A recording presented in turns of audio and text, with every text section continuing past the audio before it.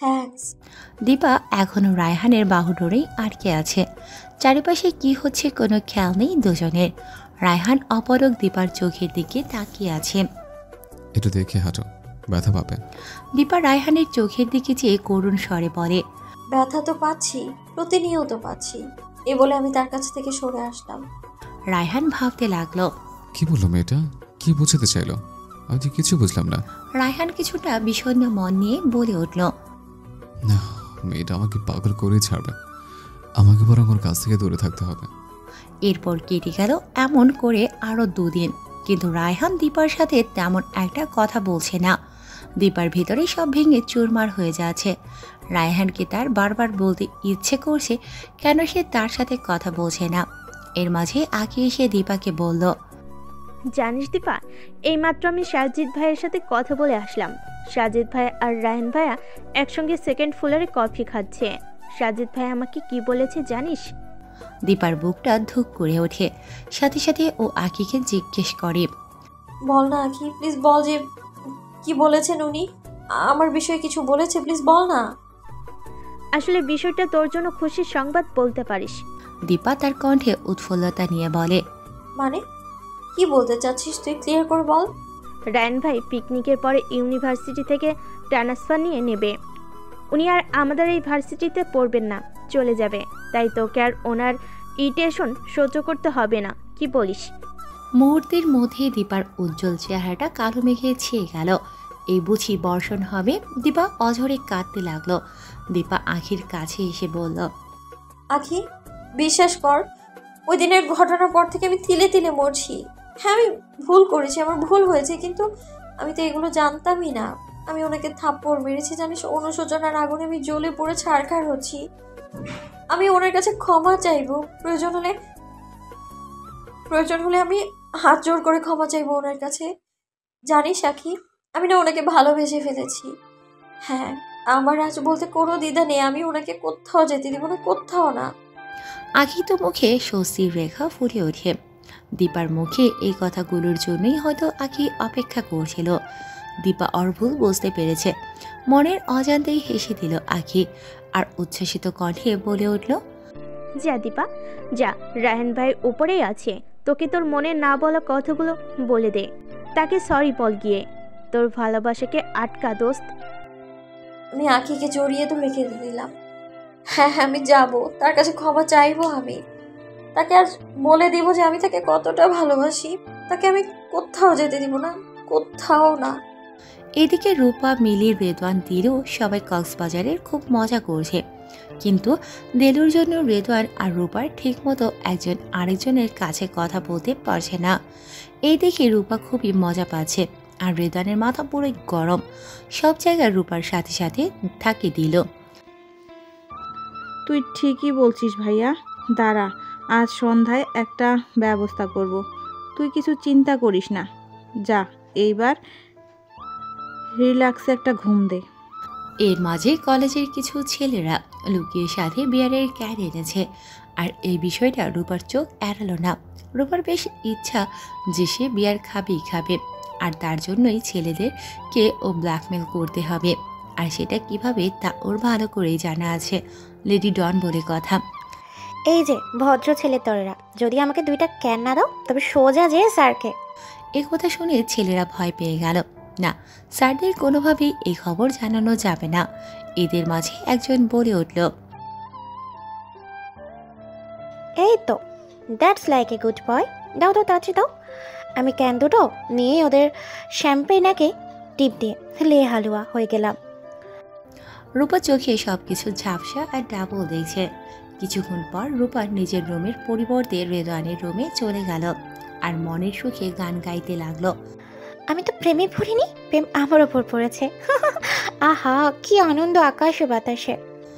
এদিকে মিলি রূপাকে রেদওয়ানের রুমে যেতে দেখে ফেলে, তাই ও দিলুকে 7 পাঁচ বুঝিয়ে সাথে নিয়ে হাঁটতে চলে যায়। রেদওয়ান শাওয়ার নিচ্ছে, আর মাতাল কণ্ঠে কার যেন গুনগুন শুনতে পারছে। ও তাওয়াল পরেই বের হয়ে যায়। বের হয়ে দেখে রূপা ওর রুমে। ও তো অবাক, এই মেয়ে এখানে আসলো কিভাবে। হোটেলের কেউ অথবা দিলু দেখলে মার্ডার কেস হয়ে যাবে।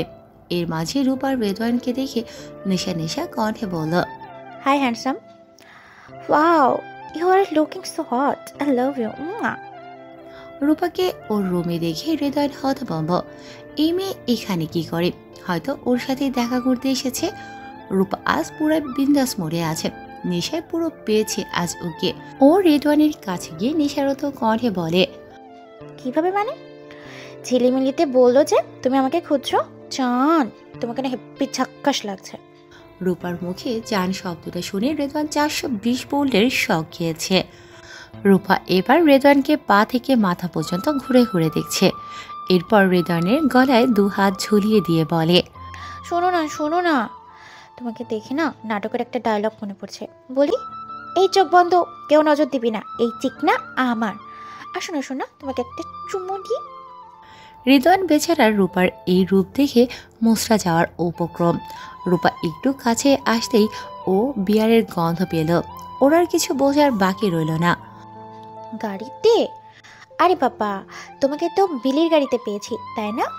রূপা এইবার রেদওয়ানের গায়ে দুলতে দুলতে বলে উঠল, তুমি আমার পণ্য। আর রাখতো এইসব কথা। কি মে কিস বেবি, গাড়িতে তো কাপল কিস করে, তো এখন আমি করলে কি দোষ?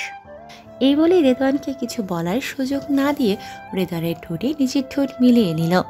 রেদওয়ান কিছুটা ইতস্তত বোধ করলেও পরে প্রেয়সীর ভালোবাসায় নিজেকে সিক্ত করে নিল। খানিক বাদে রেদওয়ান নিজেকে সামলে নিয়ে রূপার কাছ থেকে দূরে সরে যায়। রেদওয়ান রুম থেকে বের হয়ে মিলিকে ডেকে রূপার সাথে আজ রাতটা রেদওয়ানের রুমেই ঘুমোতে বলল। রেদওয়ান দিলের সাথে মিলিদের রুমে ম্যানেজ করে নিল। শিপের 3য় তলায় খোলা আকাশের নিচে একজন দাঁড়িয়ে সিগারেটে সুখ টান দিয়ে যাচ্ছেন। এ আর কেউ নয়, রায়হান। চারিদিকে পানি আর পানি, অন্ধকার আচ্ছন্ন। ঠিক যেমন রায়হানের হৃদয়, চারপাশ অন্ধকারে ছেয়ে আছে। শীতল হাওয়ায় শরীর সিক্ত হচ্ছে বারবার। তারপরেও রায়হানের হৃদয়ে যেন রক্তক্ষরণ হয়ে চলেছে। রায়হান হঠাৎ খেয়াল করল ওর পিছনে কেউ একজন দাঁড়িয়ে আছে। পেছন ফিরতেও ও অবাক হয়ে গেল। ওর পিছে দীপা দাঁড়িয়ে আছে। ও তো অবাক হয়ে গেল, কিছুটা হতভম্ব হয়ে তাকিয়ে রইল দীপার দিকে। তারপর নিজেকে সামনে নিয়ে বলল, আরে তুমি এখানে? কি হচ্ছে? কিছু লাগবে? কিছু বলবে? দীপা রায়হানের দিকে এক কদম করে এগিয়ে যাচ্ছে।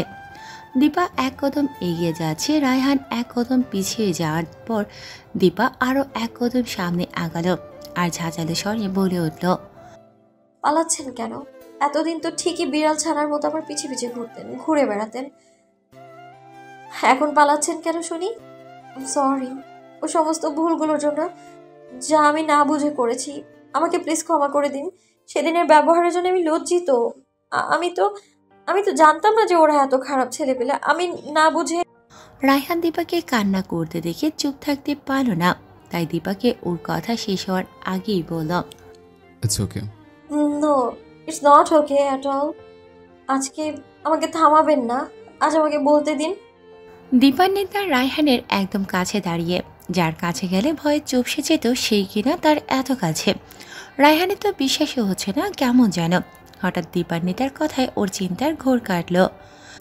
আপনি কোথাও যাবেন না? শুনেছি আপনি নাকি ইউনিভার্সিটি ছেড়ে চলে যাচ্ছেন। না, আপনি কোথাও যাবেন না। আজ দীপা রায়হানের সহসাই এত কাছে চলে আসায় রায়হানের গলা শুকিয়ে কাট। যত যাই হোক, ছেলে মানুষ বলে কথা, এটা তো আর বুঝতে দেওয়া যাবে না। তাই রায়হান নিজেকে সামলে নিয়ে সহজ ভাষায় বলে উঠল, কেন যাব না বলো? আমার জন্য কারো সমস্যা হোক আমি চাই না, তাই আমাকে যেতে হবে। আর কার জন্যই বা থাক।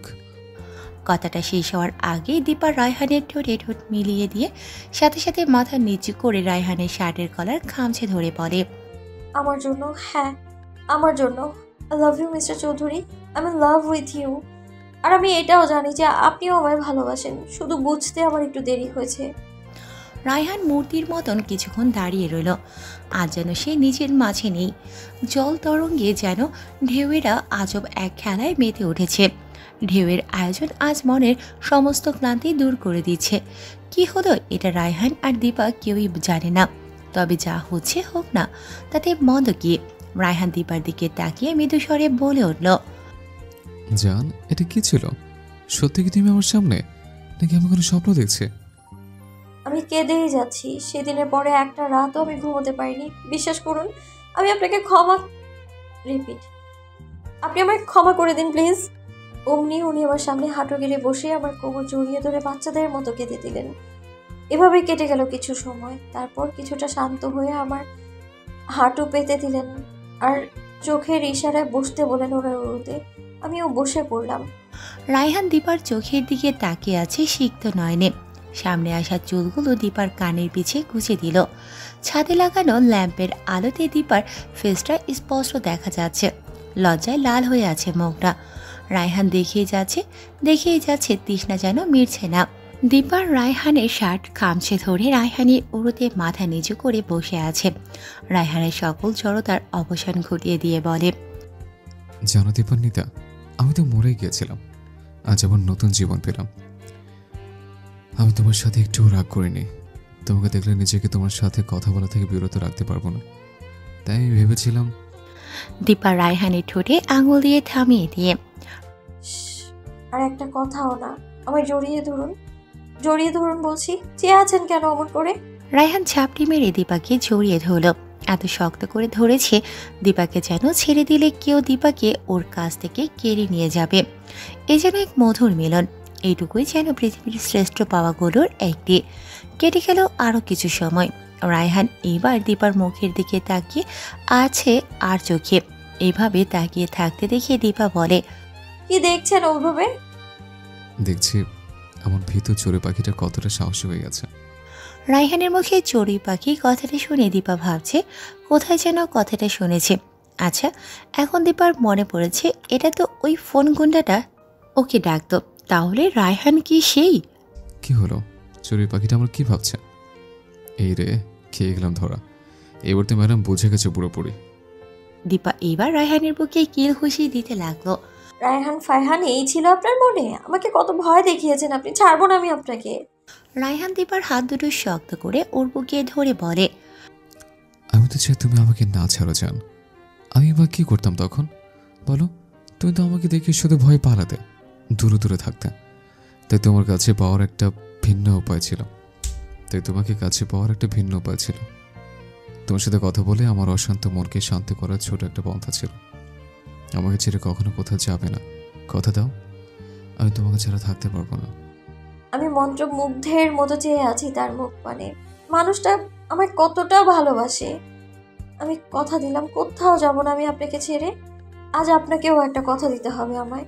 আপনিও আমার বিশ্বাস ভাঙবেন না কখনো, কোথাও কখনো যাবেন না আমায় ছেড়ে। রায়হান দীপার কপালে ওর ঠোঁট দুটি ছুঁয়ে দিল।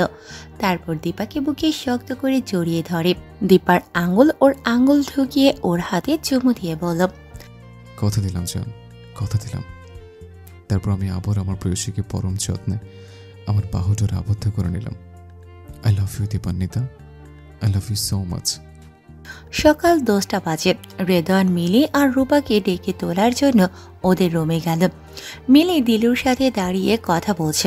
রুমে ঢুকে দেখি রূপা ঘোড়া বেঁচে ঘুমোচ্ছে। মিলি দেখ, ঘুমাতে দে দোস্ত, তুই তোর ভাইয়ের চেয়ে কোনো দিক দিয়ে কম না। শর্ত, ঘুমাতে দে আমায়। এবার রেদওয়ান গলা ছাড়া দিয়ে বলে। রূপা তড়িঘড়ি করে ঘুম থেকে উঠে পড়ে। কাল রাতের সব কথা মনে পড়ে যায় এক এক করে।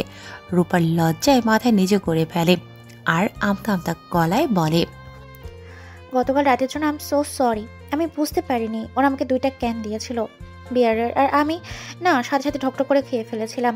আর আমার এই অবস্থা হয়ে গেছে। রূপা এক নিঃশ্বাসে সবগুলো কথা বলে মাথা নিচু করে রইল। রেদওয়ান রূপার কথা শুনে মনে মনে হেসে কুটি কুটি, কিন্তু না, একে তো বুঝতেই দেওয়া যাবে না। এই ঘটনার যেন আর পুনরায় না ঘটে তার জন্য ওকে ভয় দেখানো অনেক জরুরি। একটু একটু মনে পড়ছে আমার।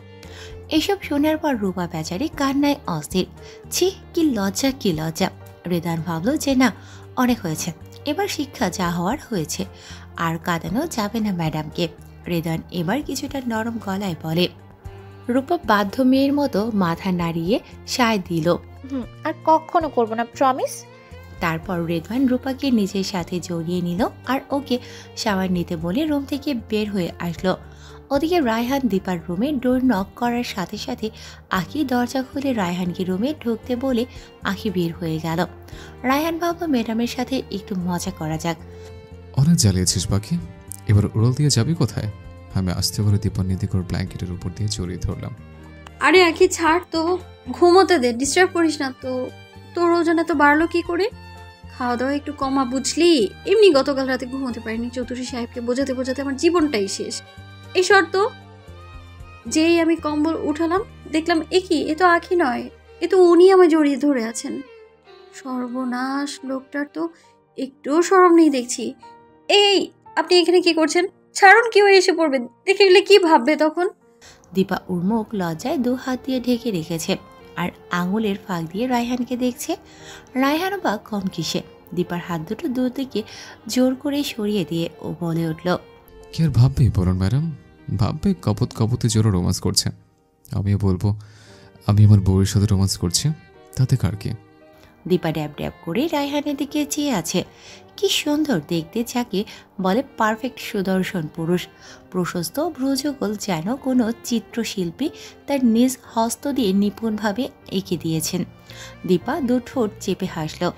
দীপা ভ্রুকুচকে মজার ছলে এবার রায়হানকে বলে, বিয়ে না করেই বউ? বাহ জনাব, বেশ ভালোই বলেছেন। বিয়ে সে তুমি আর আমি একদিন কাজে অফিসে গিয়ে করেই ফেলবো, কেমন? দীপা এই কথা শুনে অট্ট হাসি শুরু করলো। দীপার অট্ট হাসিতে সারা ঘরে যেন ফুল ঝরে পড়ছে।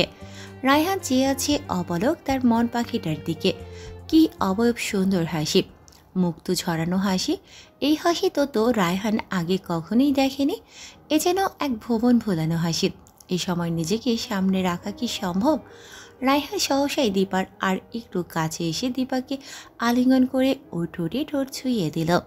দীপা কিছুটা অবাক হয়েছে ঠিকই, কিন্তু আজ যে আর ওর কোনো সংকোচ নেই মানুষটির কাছে। তাই দীপাও তার প্রিয় মানুষটিকে পরম আবেশে জড়িয়ে নিল। শুনুন, জি ম্যাম বলুন। আমি তার বুকে মাথা ভালোবাসা গুঁজে হয়তো বললাম, এমনই হয়। আমি প্রিয় আপনাকে অনেক মানুষটির মুখ ভালোবাসি। থেকে ভালোবাসি কথাটা শুনতে কতই না মধুর লাগে। এ যেন পৃথিবীর শ্রেষ্ঠ পাওয়া, যার ব্যাখ্যা অসীম। রায়হান দীপার মুখের সামনে থেকে চুলগুলো কানের পিছে গুছিয়ে দিয়ে দীপাকে বুকের সাথে জড়িয়ে নিয়ে, ভালোবাসি, জানার চেয়ে বেশি ভালোবাসি চড়ুই পাখি। আজ শুক্রবার, আজ রফিক সাহেব বাসায়। মেয়েরও পিকনিক থেকে চলে এসেছে। ঘরটা ফাঁকা ফাঁকা হয়ে গিয়েছিল, একদম মেয়ে দুটো ছাড়া। ওদের দুজনকে ছাড়া থাকতে বাবা মায়ের একটু ভালো লাগে না। অনেকক্ষণ হলো দীপার রূপার খবর নেই। রফিক সাহেব পত্রিকা পড়ছেন আর স্ত্রীকে বলছেন, কই গো, আমার মেয়ে দুটো কোথায়? ডাকো ওদের নাস্তার টেবিলে। এখনো তোমার নবাবজাদিরা ঘুমায়, মাঝে এখানে একা একা কাজ করে শেষ তাল আছে তাদের। মেয়েরা 2-3 দিন বাসায় ছিল না, কান্নাকাটি লাগিয়ে রেখেছিল। এখন এসেছে, এখন আমার মেয়েদের ঘুম নিয়েও তোমার সমস্যা। তুমিও না রেহানা? রেহানা বেগম আবারও ডাকা শুরু করলেন। এই দীপা, এই রূপা, খেতে আয় নিচে। ওদিকে রুমের দীপা রূপাকে ডাকছে। ধর পড়িয়ে রূপা উঠে বসল। কি হয়েছে? কি দি ভাই, কি হয়েছে? কে চোর আসছে? আমি আজকে ছাড়ব না চোরকে, মেরেই ফেলবো। দীপা রূপার মাথায় হালকা চাপড় মেরে বলল, ইয়া আল্লাহ, আমাকে এই পাগলের হাত থেকে বাঁচাও। এই রূপা, স্বপ্নে দেখেছিস নাকি? আরে গাধি, মার বাবা ডাকছে নাস্তার জন্য। ও তাই বল, সকাল সকাল হিটলার সাহেবের বইয়ের জন্য একটু ঘুমাতেও পারি না। চুপ ফাজিল মেয়ে একটা, চল তাড়াতাড়ি। বিকেল 5টা। দীপার সাথে গাছগুলোতে পানি দিচ্ছে। এমন সময় দীপার ফোনে রায়হানের কল আসলো। আসসালামু আলাইকুম। জি জনাব, বলুন কেমন আছেন? জান, এইভাবে জনাব বললে কিন্তু আমি এখনো চলে আসবো তোমার কাছে। I just can't help it, you know?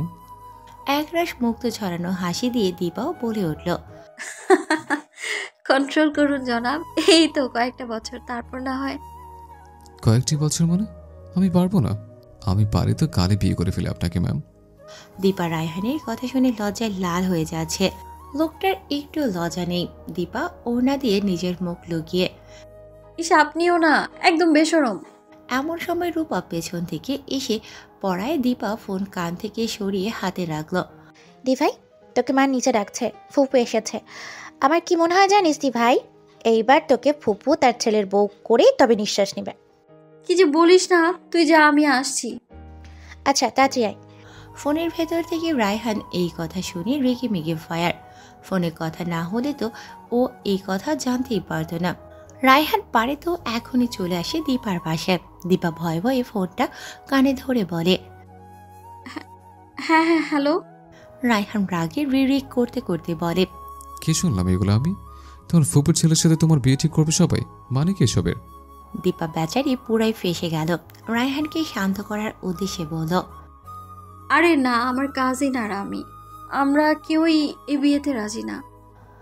Raihan এবার সাপের মতো ফুসফুস করতে করতে বলে, ওহো, তো কথা তো চলে গেছে। তুমি এখন আমার সাথে দেখা করবে এখন, নয়তো তোমার বাসার ঠিকানা বলো, আমি আসছি। আসবে কিনা বলো, নাকি আমি চলে আসবো? হাফ ছেড়ে বাঁচলাম বাবা, বাসাটা অন্তত চেনো না। গুন্ডা একটা, কোনো কথাই শুনতে চায় না। উফ, কিভাবে যে বের হই। ফোনের ওপাশ থেকে রায়হান আবারও বলে উঠল, কি হলো, কি ভাবছো? না না না, আসছি, লিংক রোড ক্যাফেতে আসছি, আপনিও আসেন। দীপা ওর ফুপুর সাথে কুশল বিনিময় করে বাবা মাকে বুঝিয়ে রায়হানের সাথে দেখা করতে চলে গেল। আমি এসে দেখি সাহেব দাঁড়িয়ে আছেন। এত তাড়াতাড়ি কি করে আসলো? উনি কি জিনের বাচ্চা নাকি, আল্লাহ মালুম। রায়হান দীপাকে দেখে সাথে সাথে ওর হাত ধরে ক্যাফেতে নিয়ে গেল।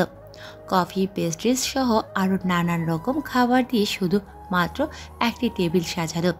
দীপা যেয়ে দেখে রায়হান রাগে ফুসফুস করছে, চোখ দুটো লাল হয়ে আছে। দীপা মাথা নিচু করে বসে আছে, কিন্তু ক্যাফেতে কেউ নেই। ক্যাফে পুরাই ফাঁকা। পুরো ক্যাফে বেলুন আর সুগন্ধি ফুল দিয়ে সাজানো। দীপা আরও অবাক হলো, এসব কি হচ্ছে। রায়হান দীপাকে সামনে দাঁড় করিয়ে ওর সামনে হাঁটু গেড়ে বসে পড়ল। রায়হান দীপার চোখের দিকে চেয়ে বৃষ্টির পানির মতো নিমেষেই ঠান্ডা হয়ে গেল। মাথা নিচু করে হাত দুটো ওর দিকে এগিয়ে দিয়ে বলল, একদিন তুমি তো বলেছিলে যে অনেক বছর ধরে তুমি তোমার বুকের মাঝে তোমার ভালোবাসার মানুষটার জন্য অপরাধ ভালোবাসা জমে রেখেছ। সেদিন তার দেখা পাবে, তার ঝুড়িতে সমস্ত ভালোবাসাগুলো ঠেলে দেবে। তাহলে এই তো আমি তোমার সামনে হাত পেতে আছে, দাও তোমার ভালোবাসাগুলো আজ আমাকে।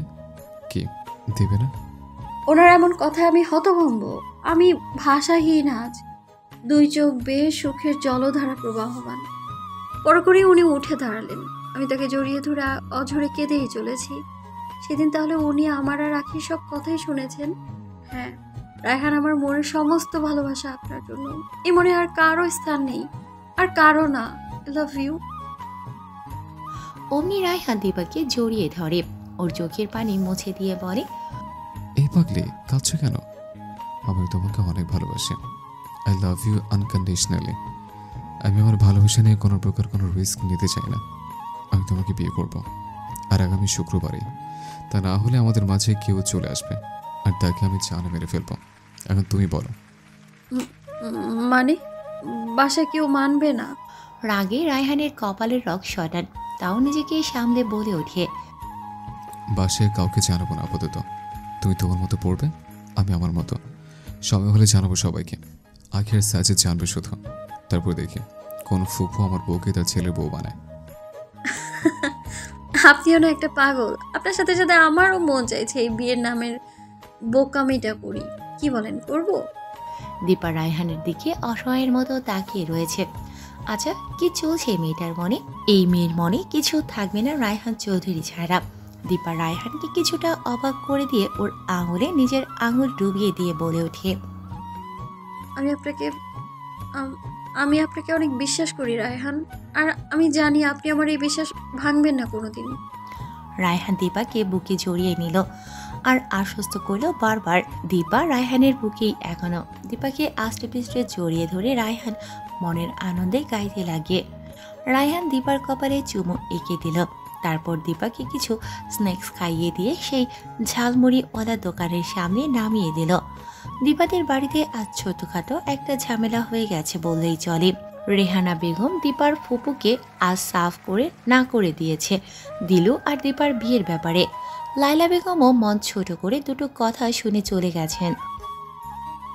বড় আপার সাহস হয় কিভাবে এই কথা বলতে? যে দেখবে আমার মেয়েটা কোথায় কোন জমিদারের সাথে বিয়ে হয়, আমার এইটুকু মেয়েকে নিয়ে এই কথা উনি কিভাবে বলে? আরে না, বাদ দাও তো। তুমি তো জানোই বড় আপা কেমন, ওনার কথায় কান দিও না। দীপাও মাকে শান্ত করার জন্য বলে। মা বাদ দাও তো, তুমি ফুপির কথা মনে কষ্ট পেও না তো। আরে আমার মাদার বাংলাদেশ, তুমি দেখো ফুপু আবার সামনের সপ্তাহে এসে হাজির হবে, তারপর আবার দুজনে মিল করে নিও। রূপা চুপ কর, কখন কি বলতে হয় তাও বুঝিস না নাকি? মা বাবা তোমরা তোমাদের রুমে যাও, আমি চা করে আনছি। আর রূপা তুইও তো রুমে যা। যাচ্ছি যাচ্ছি, হিটলার বাবার হিটলার মেয়ে একটা। রূপা আস্তে করে দীপার কাঠের কাছে গিয়ে বলে কথাটা। এদিকে রেদওয়ান আর রূপার সম্পর্কটাও খুব ভালো যাচ্ছে। ওদের ভালোবাসার মাঝে জন্ম নিচ্ছে হাজারো ভবিষ্যতের পরিকল্পনা, হাজারো আশা আকাঙ্ক্ষা। দেখতে দেখতে চলে গেল এক সপ্তাহ। কাল শুক্রবার, দীপা আর রায়হানের বিয়ে। দীপার বুক কাঁপছে। রাত প্রায় 9টা, সব ঠিকঠাক।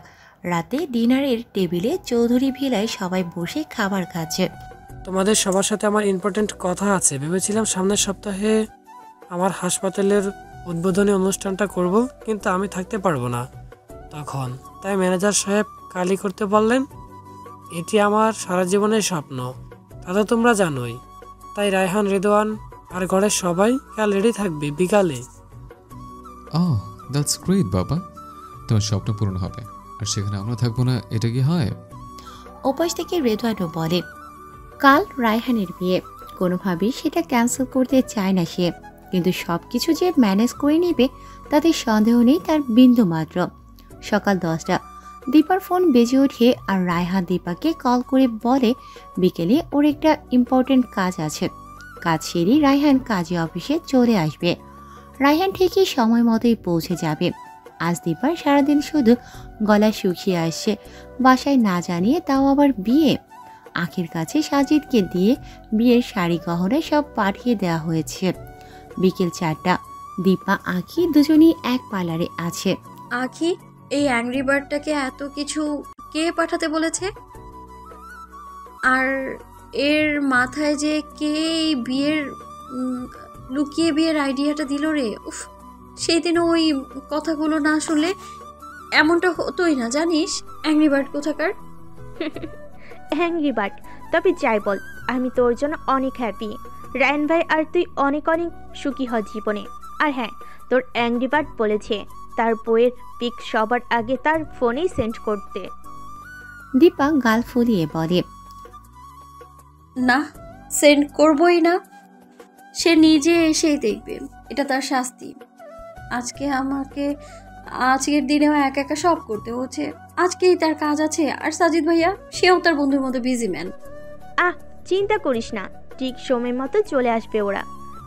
ওদিকে রাজীব চৌধুরী পরিবারের সবাইকে নিয়ে হাসপাতালে উদ্বোধনী অনুষ্ঠানের জন্য রওনা হয়েছে। রায়হান বাবা মায়ের সাথে গাড়িতে।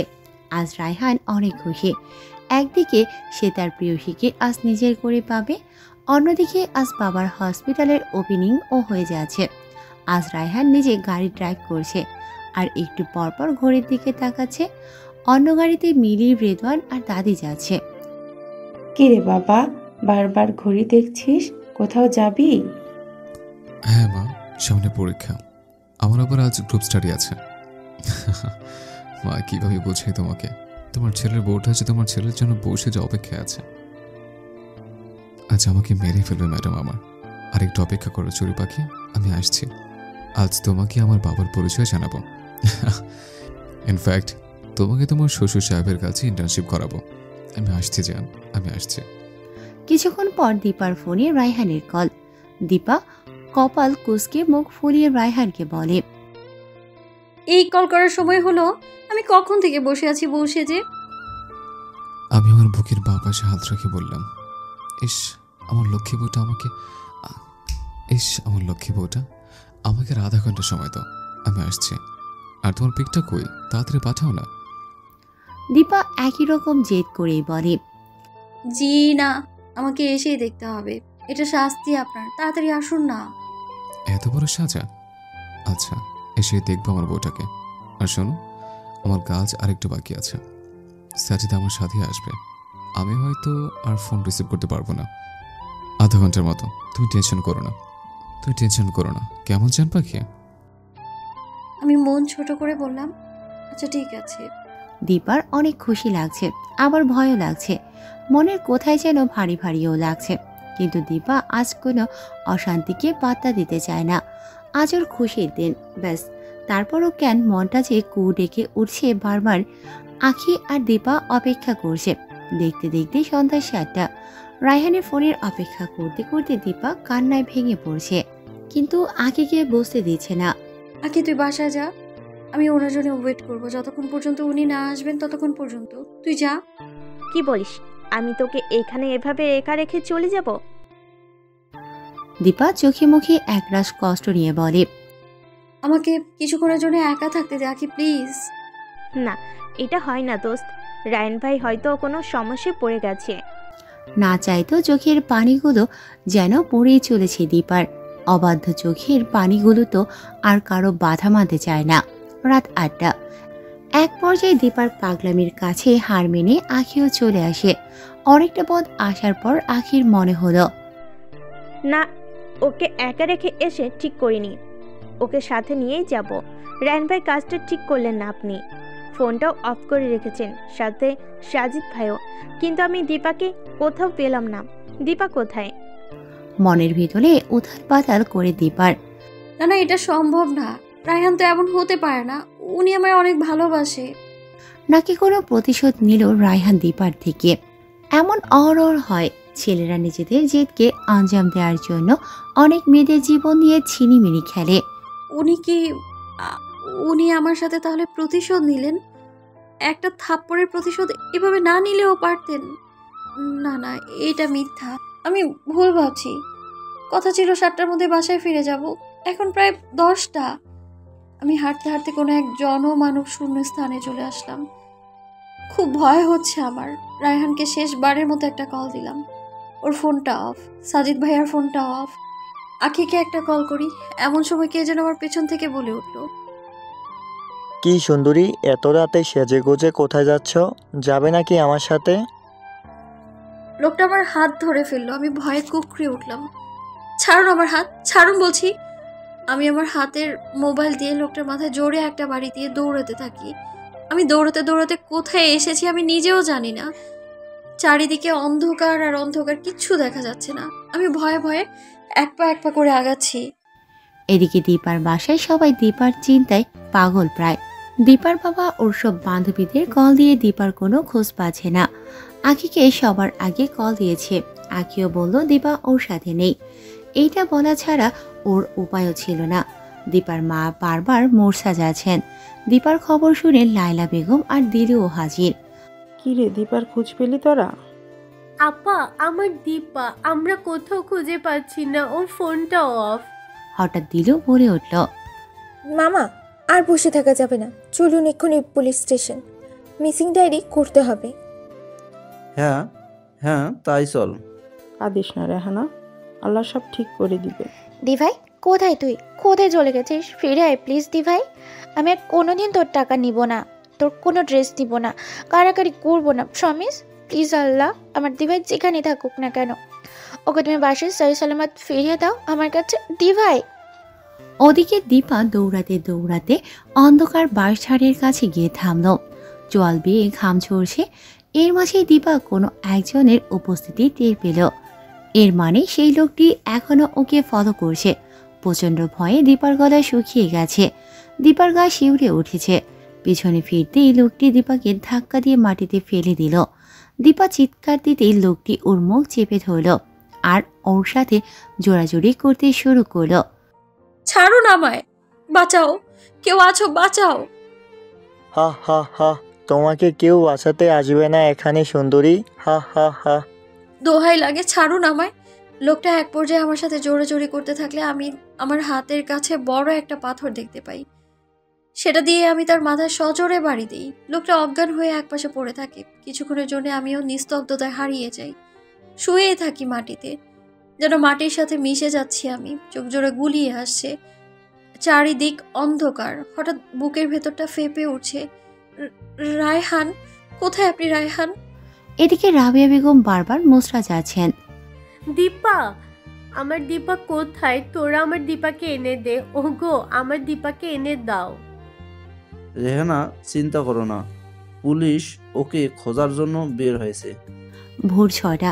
এদিকে মেয়ে লাল বেনারসি পরে বউ সেজে হেঁটে আসে, চুল এবড়ো থেবড়ো, শরীর আঁচল মাটির সাথে গড়াগড়ি খাচ্ছে। দেখে মনে হচ্ছে বউয়ের সাজে সদ্য বিধবা নারী। রাস্তার সবাই চেয়ে আছে, কেউ কেউ বলছে, আরে এটা রফিক সাহেবের মেয়ে। এক একজন এক এক কথা বলেছে, এ তো নববধূর সাজ। আবার দেখে মনে হচ্ছে মেয়েটির সাথে খারাপ কিছু ঘটেছে। দীপা ওদের বাড়িতে মেন গেট দিয়ে ঢুকেছে। দীপার মা বাবা, বোন, দিলু সবাই দীপাকে দেখে অনেক খুশি, কিন্তু লায়লা বেগম কিছুটা বিস্মিত। মা, কোথায় ছিলি তুই? মা, কি হয়েছিল তোর সাথে? বল না মা, বল। হ্যাঁ দি ভাই বল, কি হয়েছিল তোর? সবাই কত টেনশন করছে তুই জানিস? এদিকে লায়লা বেগম ঠিকই খেয়াল করলেন যে দীপার পরনে বিয়ের শাড়ি। উনি ফ্রুকুসকে জিজ্ঞেস করলেন, কি ব্যাপার, তোর পরনে বিয়ের শাড়ি কেন, বিয়ের সাজ কেন, তোর ওই অবস্থা কেন? তুই কি কাল পালিয়ে বিয়ে করতে গিয়েছিলি নাকি? তোর কেউ ক্ষতি করে দেয়নি তো? সবাই খেয়াল করলো দীপার পরনে বিয়ের বেনারসি। সবাই অবাক। ফুপুর মুখে এসব শুনে দীপা শাড়ি খামছে, মাথা নিচু করে দাঁড়িয়ে আছে, ঠিক যেমন ফাঁসির আসামি কাঠগড়ায় দাঁড়িয়ে থাকে। চোখের বেহা পানি যেন পড়েই চলেছে। কি ব্যাপার, কিছু বলছিস না যে? কিছু বলছিস না কেন? রূপা রাগান্বিত কণ্ঠে ফুপিয়ে বলে উঠল, ফুপি তুমি কি বলছো এসব? আমার দিভাই এমন কিচ্ছু করেনি। এবার রফিক সাহেব সবাইকে থামিয়ে দিয়ে মেয়ের দিকে এক পা করে এগোতে থাকে। দীপা বাবাকে দেখে মাথা নিচু করে ফেলে। দীপার দিকে চেয়ে রফিক সাহেব সন্দিহান চোখে প্রশ্ন করে, কোথায় ছিলি তুই সারা রাত? বল বল আমায়, তোর পরনের বিয়ের শাড়ি কেন? কি রে, তোর বাবার কথার উত্তর দিচ্ছিস না কেন দীপা? দীপা কি বলবে, ও কারো মুখের দিকে তাকাতে পারছে না। বাবা, মা, আসলে আমি মানে রেহানা বেগম দীপাকে ঠাস ঠাস করে থাপ্পড় দিয়ে চলছে। এদিকে দীপাদের বাড়িতে মানুষ জড়ো হয়ে গেছে। পাশের বাড়ির কিছু মহিলারা বলছে, হাই হাই, দেখো মেয়ের কাণ্ড। সাজগোজ দেখে মনে হচ্ছে বিয়ে করতে গিয়েছিল, মনে হয় পালিয়ে। ছেলে মনে হয় বিয়ে না করে সর্বনাশ করে ছেড়ে দিয়েছে। দীপার লজ্জায় মরে যেতে ইচ্ছে করছে। ওর জন্য, হ্যাঁ ওর জন্য আজ বাবা মাকে কত অপমান সইতে হলো। রূপা মহিলাগুলোর কথা শুনে রাগে রিড়ি করতে লাগলো। ওর মন চাচ্ছে সবগুলোর চুলের মুঠি ধরে বাড়ি থেকে বের করে দিতে। মা দীপাকে মেরে যাচ্ছে। এবার রূপা মাকে থামিয়ে বলে, তুমি কি পাগল হয়ে গেছো মা? আর আপনারা বের হন, এক্ষুনি আমার বাসা থেকে বের হন বলছে। রেহানা, খুব তো বড় বড় কথা বলছিলি মেয়েদের নিয়ে। হ্যাঁ, এই তার নমুনা। ছি ছি, আমার ভাইয়ের মেয়ে হয়ে তুই এই কাজ করলি? না জানি সারা রাত। এইবার রূপা রাগে রিড়ি করে বলে উঠল, ফুপ্পি খবরদার একটা কথাও বলবা না বলে দিলাম। এই সময় রফিক সাহেব এসে রূপাকে ঠাস করে একটা থাপ্পড় দেন। বাবা, রূপাকে মেরো না, সব দোষ আমার। আমি ভুল করেছি, আমার শাস্তি দাও।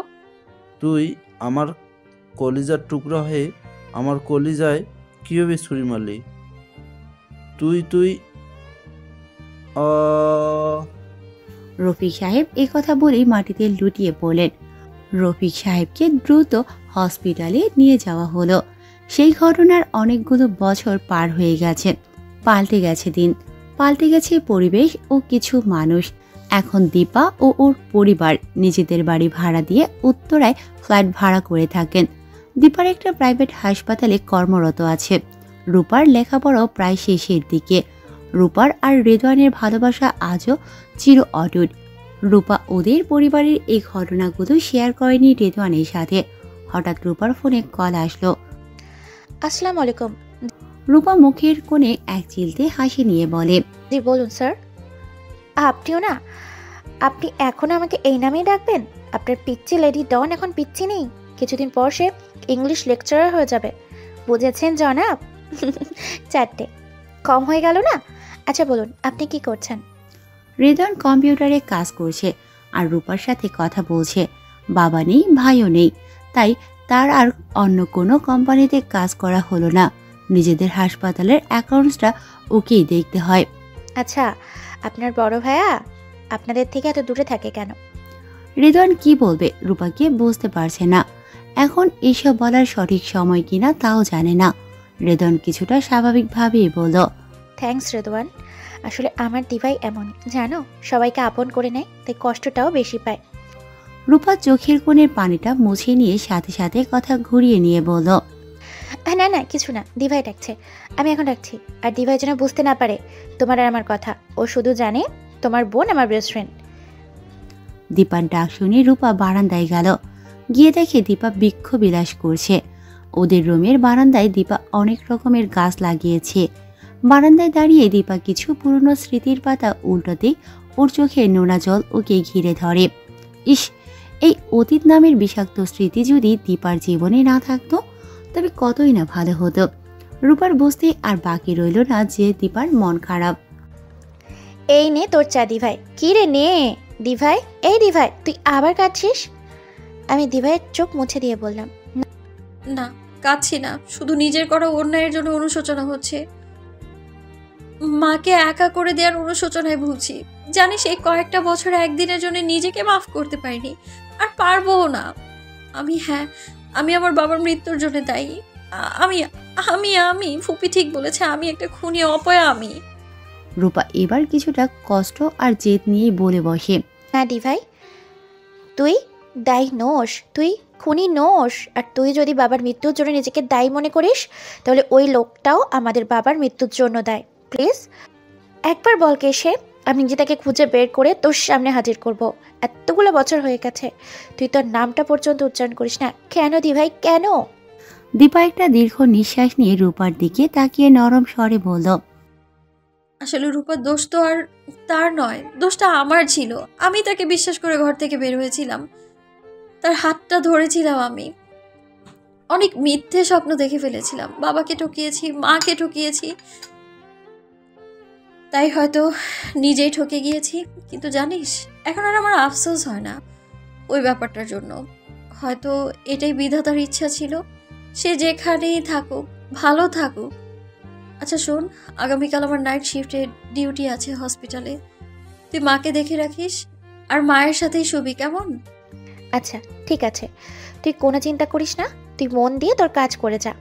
আমি আছি তো মাকে দেখার জন্য, ইনফ্যাক্ট আমরা দুজন আছি। রাত 9টা। রায়হানের দাদি হঠাৎ শরীর খারাপ হওয়ায় তাকে তাড়াতাড়ি করে রেদওয়ান আর মিলি ওদের হসপিটালে নিয়ে আসে। দীপা এবং ডক্টর মনির সাহেব দুজন মিলেই সবটা সামলে নেয়। দাদি স্ট্রোক করেছেন, ডক্টর মনির তাই জানান। রেদওয়ান কাল বিলম্ব না করে দ্রুত রায়হানকে কল দেয়। রায়হানের বুক কেঁপে উঠল।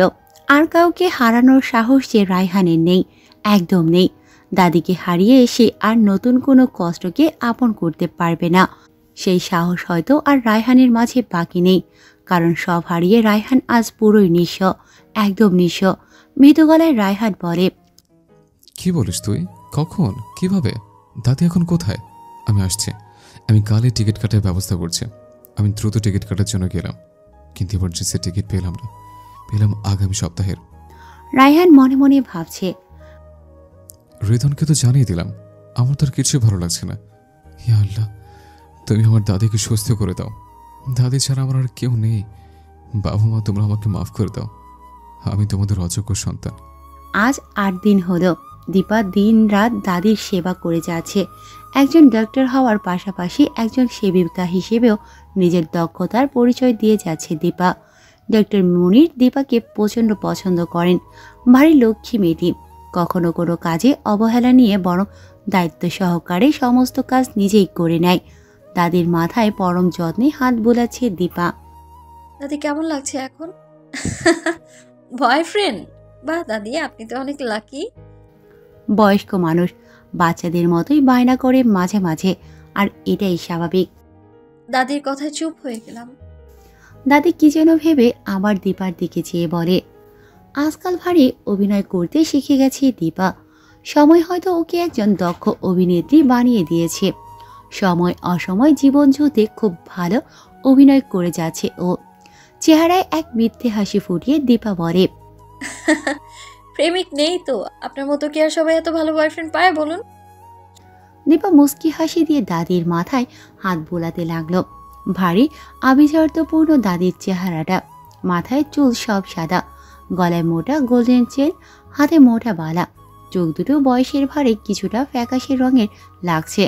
দীপা মাথায় হাত বোলাতে বোলাতে গল্প করতে লাগলো। দাদি আপনি একদম বাচ্চা একটা। আচ্ছা শুনুন তাহলে, এক দেশে একটা রাজকন্যা ছিল, আর ছিল এক রাজকুমার। রাজকুমারীকে ভালোবাসার মায়া জালে আটকে তার মনে জায়গা করে নেয়। তারপর তাদের ভালোবাসা এত তীব্র হয়ে যায় যে রাজকুমার একদিন বলে, চলো পালিয়ে বিয়ে করে ফেলি। রাজকুমারীও রাজি হয়ে যায়।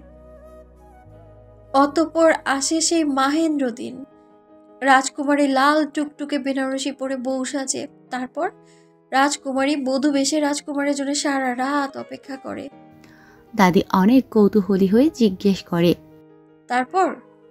দীপার গলা দিয়ে শব্দ জড়িয়ে আসছে, কোনো কথা বলতে পারছে না। চোখের পানিগুলোকে অনেক কষ্টে আটকে রেখে দীপা বলে, তারপর সারা রাত পার হয়ে যায়। কিন্তু এমন সময় রেদওয়ান পেছন থেকে এসে বলে। দীপা তড়িঘড়ি করে চোখের পানি মুছে নিজেকে সামলে নেয়। কিন্তু ও আসুন রেদওয়ান সাহেব, দাদি আর আমি গল্প করছিলাম। দীপা দাদির প্রেশারটা মেপে দেখে এখন দাদির প্রেশার একদম ঠিক আছে। রেদওয়ানকে দেখিয়ে দীপা বলে, আচ্ছা রেদওয়ান সাহেব আপনারা কথা বলুন দাদির সাথে, আমি আসছি একটু। আর হ্যাঁ, দাদির এখন ঘুমানোর সময়, খেয়াল রাখবেন একটু। দীপা কেবিনের দরজার ডান দিক দিয়ে বের হতেই বাম পাশ দিয়ে রায়হান ঢুকলো। কেউ কাউকে দেখতে পেল না। রায়হান দাদির কাছে এসে বলে, দাদি দাদি তুমি কেমন আছো?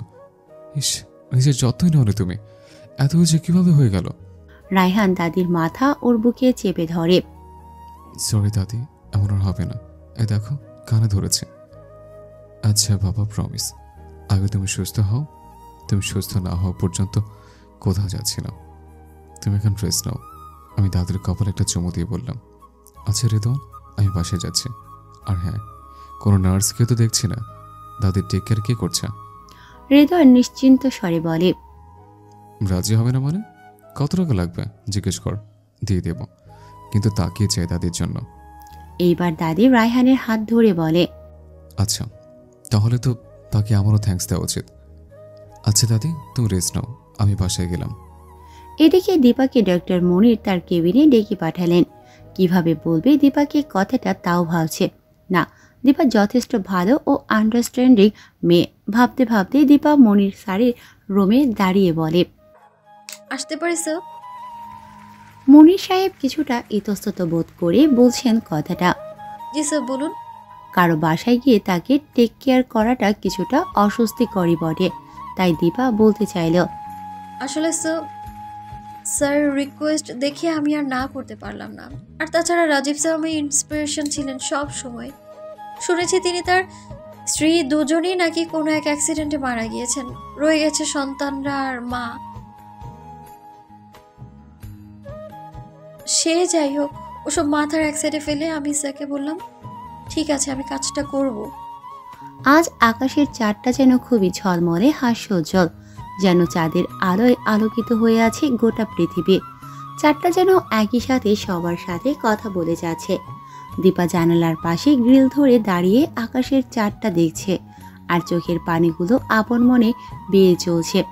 কাবাডে রায়হানের রক্তমাখা ওড়নাটা এখনো সযত্নে তোলা আছে। দীপার হাতে রায়হানের সেই রুমালটা, যেটা দিয়ে রায়হান দীপার হাত বেঁধে দিয়েছিল। দীপা রুমালটার দিকে অপলক চেয়ে আছে, আর অতীতে চলে গেছে ফ্ল্যাশব্যাক। সেদিন ছিল পিকনিকের পরে প্রথম ক্লাস। আখি আর দীপা একসাথে কলেজে এসেছে। পিকনিক থেকে এসে আজই ক্লাসে এসেছে ওরা। ক্লাস শেষে দীপা আখিকে বলে, আচ্ছা আখি, আমার মনে হয় আমার রায়হানকে বলে দেওয়া উচিত যে আমি বাসায় না জানিয়ে ওনাকে বিয়ে করতে পারবো না। বাবা মাকে এভাবে ঠকানো। আখি দীপার মুখে রাজ্যের চিন্তা দেখতে পায়, তাই আখি দীপাকে আশ্বস্ত স্বরে বলে, কিছুই হবে না। রায়ন ভাই অবশ্যই যা বলেছেন না বুঝে বলেননি। সেও তো মা বাবাকে জানাবে না। তাছাড়া যখন তুই পড়াশোনা শেষ করে একজন দক্ষ ডাক্তার হবি, আর তোর বাবা মাকে জানাবি যে তুই রায়ন ভাইকে পছন্দ করিস, তোর বাবা তোর আবদার ফেলতে পারবে না। আখির কথায় দীপা আশ্বস্ত হয়, কারণ ও জানে রায়হান ওকে জীবনের চেয়ে বেশি ভালোবাসে। ক্যাম্পাসের মাঠে এসে দেখে রায়হান একটা মেয়ের কোমরে হাত দিয়ে দাঁড়িয়ে আছে, তাও সবার সামনে। আসলে মেয়েটা ইচ্ছে করে রায়হানের সামনে পড়ে যাওয়ার ভান করে, আর রায়হান মেয়েটাকে পড়ে যাওয়া থেকে সেভ করার জন্য ধরে জাস্ট। সহসা রায়হান দেখে দীপা ওর দিকে চেয়ে আছে অসহায় চোখে। রায়হান তড়িঘড়ি করে মেয়েটাকে সরিয়ে দেয় আর ফিরে তাকিয়ে দেখে দীপা নেই ওইখানে। আরে মেয়েটা গেল কোথায়? দীপা বটগাছের নিচে এক কোণায় বসে হাঁটুতে মুখ গুজে কাঁদছে। আমি একটু মুন্নার সাথে দাঁড়িয়ে কথা বলায় আমাকে সামনে বসিয়ে কিভাবে চেয়ার ভাঙলো, আর উনি আজকে ছাড়বো না আমি আপনাকে। রায়হান দৌড়ে দীপার কাছে এসে হাঁটুতে হাত দিয়ে হাঁপাচ্ছে। এসে দেখে দীপা মুখ গুজে কাঁদছে। রায়হানের বোঝার কিছুই বাকি রইল না। কষ্ট লাগছে দীপাকে এইভাবে দেখে। এই ময়না পাখি, এই কি হয়েছে বলো না, না বললে বুঝবো কি করে? দীপা হুট করে রায়হানের কলার ধরে ওই একই খালি রুমটায় নিয়ে যায়। সব মেয়েরা তাকিয়ে দেখছে আর রায়হান অসহায়ের মতো দীপার পিছে পিছে। রায়হানের এই অবস্থা দেখে সাজিদ হাসে আর মেয়েগুলো রেগে আগুন। দীপা রায়হানকে চেয়ারে বসিয়ে নিচেও চেয়ার পেতে রায়হানের সামনে বসলো। এবার বল, তুই ওই মেয়ের কোমর জড়িয়ে ধরে কি করছিলি? আমি একটু মুন্নার সাথে দাঁড়িয়ে কথা বলে তুই চেয়ার ভেঙেছিলি, মনে আছে? আমি এখন কি ভাঙবো বল? আজ বাদে তুই কাল আমার হবি, আমার বর হবি তুই। তোর কি কলিজা ভয় নেই? রায়হান আরশ মহল্লা থেকে ঠুস করে দুনিয়ায় পড়ল এইমাত্র। কে এই মেয়েটা? এটা কি ওই পার্সিয়ান বিড়াল ছানাটা যে রায়হানকে দেখে ভয়ে চুপসে যেত? না না বউ, তোর কিছু ভাঙতে হবে না। আমি তো ইচ্ছে করে ধরে নি, ও পড়ে যাচ্ছিল। আর তুই যে কোমর চেপে ধরে ওকে বাঁচিয়েছিস, তাই তো? রায়হান মুখ চেপে হাসে, কিন্তু দীপাকে বোঝানো যাবে না। রায়হান বুঝে ফেলেছে এই চণ্ডীরূপ কোনো সাধারণ মেয়ে নয়। এই রূপ একজন ভালোবাসার অধিকার পাওয়া প্রেমিকার। দীপা নিজেকে রায়হানের বউ হিসেবে মেনে নিয়েছে। এটা ভাবতেই রায়হান সুখ সুখ অনুভব করছে। ঠিক আছে, কাল থেকে আমিও ছেলেদের গায়ে গিয়ে পড়বো। দূর পড়বো কিভাবে? শয়তান ছেলেগুলো আমাকে দেখলেই তো কেমন যেন ভূত দেখার মতো দূরে সরে যায়। হ্যাঁ হ্যাঁ পড়বো, তখন দেখি কেউ আমার কোমর ধরলে তোর কেমন কথাটা বলতে দেরি রায়হানের রাগ উঠে গেল। রাগে সেদিন চেয়ার ভেঙেছে, কিন্তু আজ রায়হান দীপাকে অন্য চেয়ার থেকে টেনে এনে নিজের কোলে বসিয়ে দীপার চুলে মুঠ করে ধরে ঠোঁটে ঠোঁট মিলিয়ে নিল। 5 মিনিট, 8 মিনিট, 10 মিনিট। এইবার রায়হানের রাগ কমে গেছে। দীপাকে ছেড়ে দিয়ে বুকে জড়িয়ে ধরে। দীপাও বিড়াল ছানার মতো রায়হানের কোলে চুপটি মেরে বসে আছে। এবার রায়হান দীপার চুলে হাত বোলাতে বোলাতে নরম স্বরে বলে, রাগ কমেছে? রায়হান আরো বলে দীপা যেন আর কোনোদিন ওই ঠোঁট দিয়ে অন্য পুরুষের নামও উচ্চারণ না করে। দীপার রাগে চোখ রায়হানকে আজ শান্ত ছেলেটি বানিয়ে ছেড়েছে, আর এটাই তো রায়হান চেয়েছিল।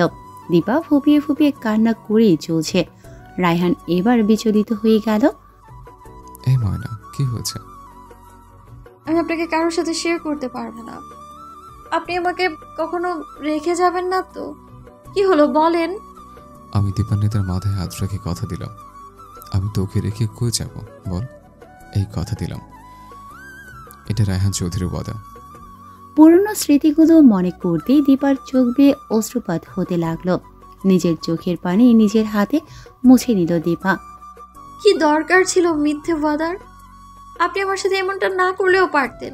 আমার জীবনে রায়হান নামের কলঙ্ক আমায় কুড়ে কুড়ে খায়। আমি প্রতিদিন মরি আর জীবিত হই। কি ক্ষতি করেছিলাম আমি আপনার? শুধু একটা বার যদি বলে যেতেন, আমি নিজেকে সান্ত্বনাটুকু অন্তত দিতে পারতাম। আমি আপনাকে কোনোদিনও মাফ করবো না রায়হান চৌধুরী, কোনোদিনও না। রায়হান নিজের বেডরুমের জানালার পাশে দাঁড়িয়ে তাকিয়ে আছে চাঁদটার দিকে। কি অদ্ভুত বিধাতার নিয়ম! এই একই চাঁদ তার নির্দিষ্ট জায়গায় অবস্থান করে, একই সাথে ভিন্ন ভিন্ন স্থানে তার আলো বিলিয়ে যাচ্ছে। একে একে সবার কথা মনে পড়ে যাচ্ছে রায়হানের। এক বিশাল নীরবতা আর অতীতের বিষাক্ত স্মৃতি রায়হানকে চারপাশ থেকে এসে ঘিরে ধরেছে।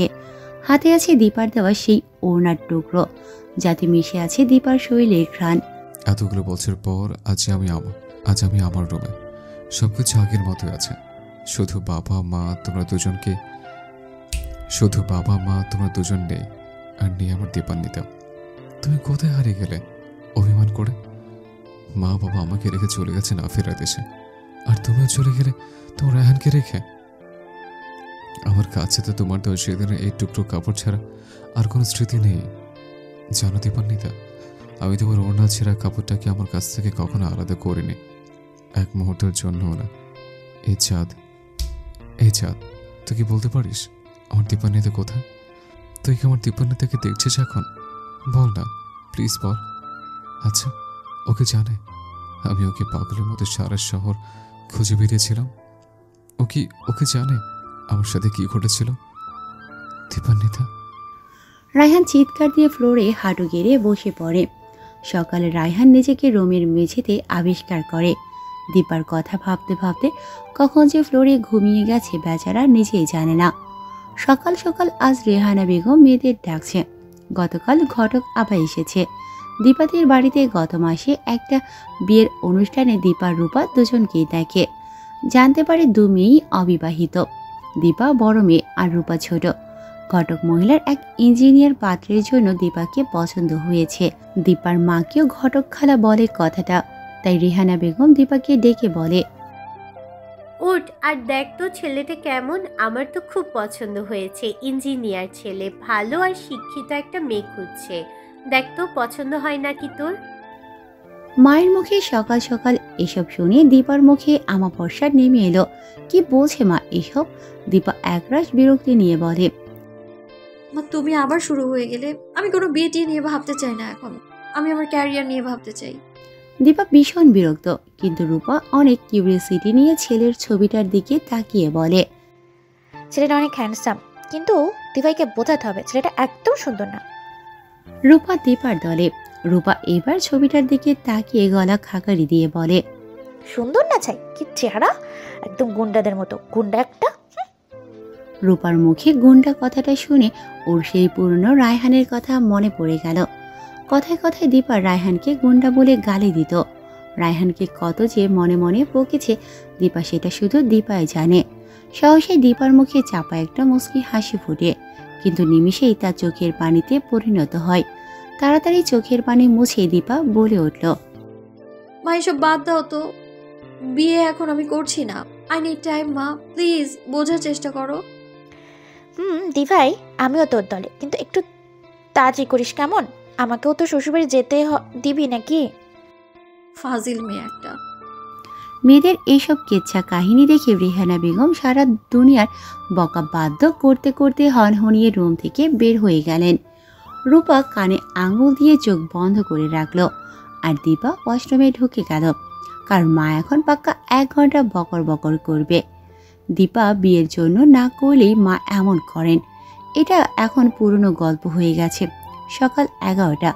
দাদির শরীরও আগে থেকে অনেকটা ভালো। রিদন বলেছে ওই দাদিকে সাথে করে নিয়ে আসবে, তাই আর রায়হান যায়নি হসপিটাল। রেদওয়ান দাদিকে বাসায় নিয়ে এসেছে, সাথে আছে দীপাও। মিলিয়ে সে দীপার সাথে দাদিকে ধরে তার রুমে নিয়ে গেল। দীপাকে দেখে মিলি জিজ্ঞেস করে, দীপা আপু কেমন আছো? তোমার কথা যে রূপাটার কাছে কত শুনেছি আপু, কিন্তু দেখো আজ এভাবে দেখা হবে বুঝতেই পারিনি। ভালো আছি। আমিও তোমার কথা অনেক শুনেছি, আজ দেখা হয়ে গেল, আমারও ভালো লাগছে। তুমি কেমন আছো? ভালো আপু। এদিকে রেদওয়ান মিলিকে উদ্দেশ্য করে বলে, আর রেদওয়ান সাহেব, আপনি আমাকে ম্যাম বলে না ডাকলে খুশি হব। Don't be formal, you can call me আপু। আমি তো মিলিরও আপু হই, তাই না? তাছাড়া আমি এখন আপনার বাসায় আছি। কথাটা শুনে মিলিও ফিচেল হাসি দিয়ে বলে উঠল, আপু ঠিকই বলছে। আর হ্যাঁ, বড় ভাইয়ার রুমে। আজ মিলি সবার জন্য চা বানাচ্ছে। এর মাঝে দীপা এসে মিলির কাছ থেকে দাদির জন্য দুধ চাটা সরিয়ে দাদির জন্য চিনি ছাড়ার রং চা বানাতে লাগলো নিজেই, কারণ দাদিকে কোনোভাবেই চিনি খাওয়ানো যাবে না, ডক্টরের কড়া নিষেধ। তুমি যাও, আমি বানিয়ে নিয়ে আসছি, কেমন? থ্যাংক ইউ আপু, সত্যি তুমি অনেক ফ্যামিলিয়ার। যা শুনেছি সেগুলোর চেয়েও অনেক বেশি। ও ইটস ওকে, মাই প্লেজার। তুমি যাও, আমি দাদির চা আনছি। মিলি খাওয়া দাওয়া করে বের হয়ে গেল বাহিরে যাবে বলে। সামনে মিলির বিয়ে বলে কথা। সানিও তার বাবা মা বাংলাদেশে এসেছে মিলি আর সানির বিয়ে করিয়ে একেবারে লন্ডন নিয়ে যাওয়ার জন্য। তাই মিলিকে নিয়ে প্রায়ই শপিংয়ে চলে যায়। যাওয়ার আগে রায়হানকে ডেকে দিয়ে যায় মিলি। রিমি চা নিয়ে দাদির রুমে গেল। দাদি এই নিন, বাকি ওষুধগুলো খেয়ে নিন, কেমন? ও দাদি, এই গ্রিন টি কার? একদম ঠান্ডা হয়ে আছে। দীপা চুপ হয়ে আছে, কি বলবে, বয়স্ক মানুষ বলে কথা। দাদি আমি না, মানে উনি কি ভাববেন? এইভাবে একজন অপরিচিত মানুষের রুমে চাইলেই ঢোকা যায় না। সেটা দাদিকে কিভাবে বোঝাবে দীপা? কি মুশকিল, তার উপর ছেলে মানুষ। আচ্ছা আমি যাচ্ছি। উফ, কি যে একটা সিচুয়েশন। দাদিও ঠিক সে কেলেই বোঝে না যে একজন অপরিচিত মানুষের ঘরে যেতে নেই, তাও আবার ছেলে মানুষ। উফ, কি যে করি। আমি তো লোকটার নামও জানি না, কি বলে ডাকবো? আচ্ছা আগে দরজা নক করি। ও মা, দরজা তো খোলা। এক্সকিউজ মি, ঘরে আছেন কেউ? আমি আস্তে করে ঘরে ঢুকতেই দেখি ঘরে কেউ নেই। অমনি কেউ একজন ওয়াশরুম থেকে বের হলো। সহসাই আমার হাত কাঁপতে লাগলো। আমি কি চোখে ভুল দেখছি? কে আমার সামনে? রায়হান? না, এটা হতে পারে না। না না না, আমার চারপাশ ঘোলা হয়ে আসছে, আমি কিছুই দেখতে পারছি না। আমার হাত থেকে চায়ের কাপ পড়ে যায় আর আমি মাটিতে লুটিয়ে পড়ি। রায়হান দীপান্বিতাকে ধরে ফেলে। রায়হান বাঘাড়া নিষ্পদক চেয়ে আছে ও দীপার দিকে। এ কাকে দেখছে ও? ও কি স্বপ্ন দেখছে? না, এ তো ওরই দীপান্বিতা। হ্যাঁ দীপান্বিতা, দেখো আমার দিকে। দীপান্বিতা, আমি রায়হান। আমি দীপান্বিতাকে আমার বুকে জড়িয়ে ধরলাম, ওকে আমার বেডে শুয়ে দিলাম। তারপর আমি তড়ি ঘুরে করে দীপার প্রেশার মাপলাম। দীপা অজ্ঞান, কিন্তু ওর চোখের কোণ দিয়ে পানি বেয়ে পড়ছে। দাদি আসলো রায়হানের রুমে। রায়হান বাঘাড়া, কিন্তু হৃদয়ে যেন তুমুল ঝড় বয়ে চলছে, শব্দবিহীন ঝড়। সে তার দীপান্বিতাকে খুঁজে পেয়েছে। হ্যাঁ, চিৎকার করে বলতে ইচ্ছে করছে ও ওর দীপান্বিতাকে পেয়েছে। আসলে দীপা রায়হানকে দেখে নিজেকে ঠিক রাখতে পারেনি হয়তো, তাই ওর প্রেশার ফল করেছে সাথে সাথে, আর তাই এমন হয়েছে। রায়হান একজন ডক্টর, তারও তো আর জানার বাকি নেই। দাদির সামনে চুপ থাকা ছাড়া উপায় নেই। রায়হান দাদির কাঁধে হাত রেখে দাদিকে আশ্বস্ত করে বলল, দাদি কিচ্ছু হয়নি, উনি ঠিক আছে। জোরে না, এই জোরে না, তুই করছিল এতক্ষণ। যা দাদি কোনো রুমে নিয়ে যা, আর উনি আমার পেটে বিশ্রাম নিক। জরিনা দাদিকে নিয়ে দাদির রুমে চলে গেল। রায়হান চেয়েই আছে দীপার মুখের দিকে। সেই আগের মতোই আছে মেয়েটা। রায়হান দীপার গালে হাত দিয়ে বলে, এই ছোট পাখি, কোথায় ছিলে তুমি? শহরের অলিতে গলিতে কত খুঁজেছি তোমায়। না, তোমাকে আমি আর কোথাও হারাতে দেব না। ঘন্টা খানিক পর দীপার জ্ঞান ফিরে দেখে রায়হান ওর দিকে অপলক চোখে চেয়ে আছে আর ওর হাত ধরে আছে। রায়হানের চোখ বেয়ে অঝরে অশ্রু বয়ে পড়ছে। দীপা ধরফড়িয়ে ওঠে, এই আস্তে আস্তে, তুমি এখন অনেক উইক। দীপা রায়হানকে দেখে হতভম্ব, মুখের ভাষা যেন জড়িয়ে আসে। নিজেকে সামনে নিল কোনোভাবেই। নিজের গায়ের ওড়না ঠিক করতে করতে এক ঝটকায় বিছানা থেকে উঠে দাঁড়ালো আর ঝাঁঝালো স্বরে বলে, দুঃখিত, আপনি হয়তো ভুল করছেন। আমি মিস দীপা রহমান। আশা করি দ্বিতীয়বার ভুল হবে না আপনার। দীপা চলে যেতে নিলে রায়হান দীপাকে এক টানে তার একদম কাছে নিয়ে গেল। দীপার কপালের সাথে ওর কপাল ঠেকালো। রাগ আর আবেগ মিশ্রিত কণ্ঠে বলে, তুমি দীপান্বিতা আমার, মানে রায়হান চৌধুরী দীপান্বিতা। আমি দীপার একদম কাছে। এবার ওর গালে আমার হাত রাখতে ও ভয়ে চুপ হয়ে গেল, ঠিক সে আগের মতো। ওর চোখ বন্ধ। আমি মুচকে হাসছি। এবার নরম স্বরে বললাম, একটুও বদলাওনি তুমি চড়ি পাখি, একটুও না। আমাকে এত কাছে পেয়ে তুমি সরিয়ে দিচ্ছ। কত বছর পর আমি তোমাকে পেয়েছি, আর আমাকে তুমি। দীপা রায়হানের হাত থেকে নিজেকে ছাড়ানোর বৃথা চেষ্টা করছে। এক সময় রায়হানের হাতটা জোরে ঝটকা মারল দীপা, রায়হানকে কিছু বলতে না দিয়ে। ছাড়ুন আমায়, আমি আর সেই আগের মেয়েটি নই। আর হ্যাঁ, এমন অভদ্র আচরণ আমি দ্বিতীয়বার সহ্য করব না। আমি ওনাকে ধাক্কা দিয়ে চলে আসলাম ওনার রুম থেকে।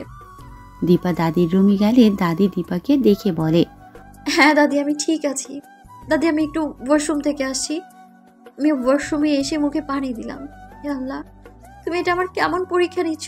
এত বছর পর আমাকে একটা এই লোকটার সামনাসামনি করলে কেন আল্লাহ? আমি যে আর পারছি না। রাত 8টা। রেদন হাসপাতালের কাজ শেষ করে বাসায় আসলো। মিলিও একটু আগে এসে ফ্রেশ হলো। দীপা দাদিকে রাতের মেডিসিন দিয়ে দিয়েছে। এখন বাসায় যাওয়ার সময়।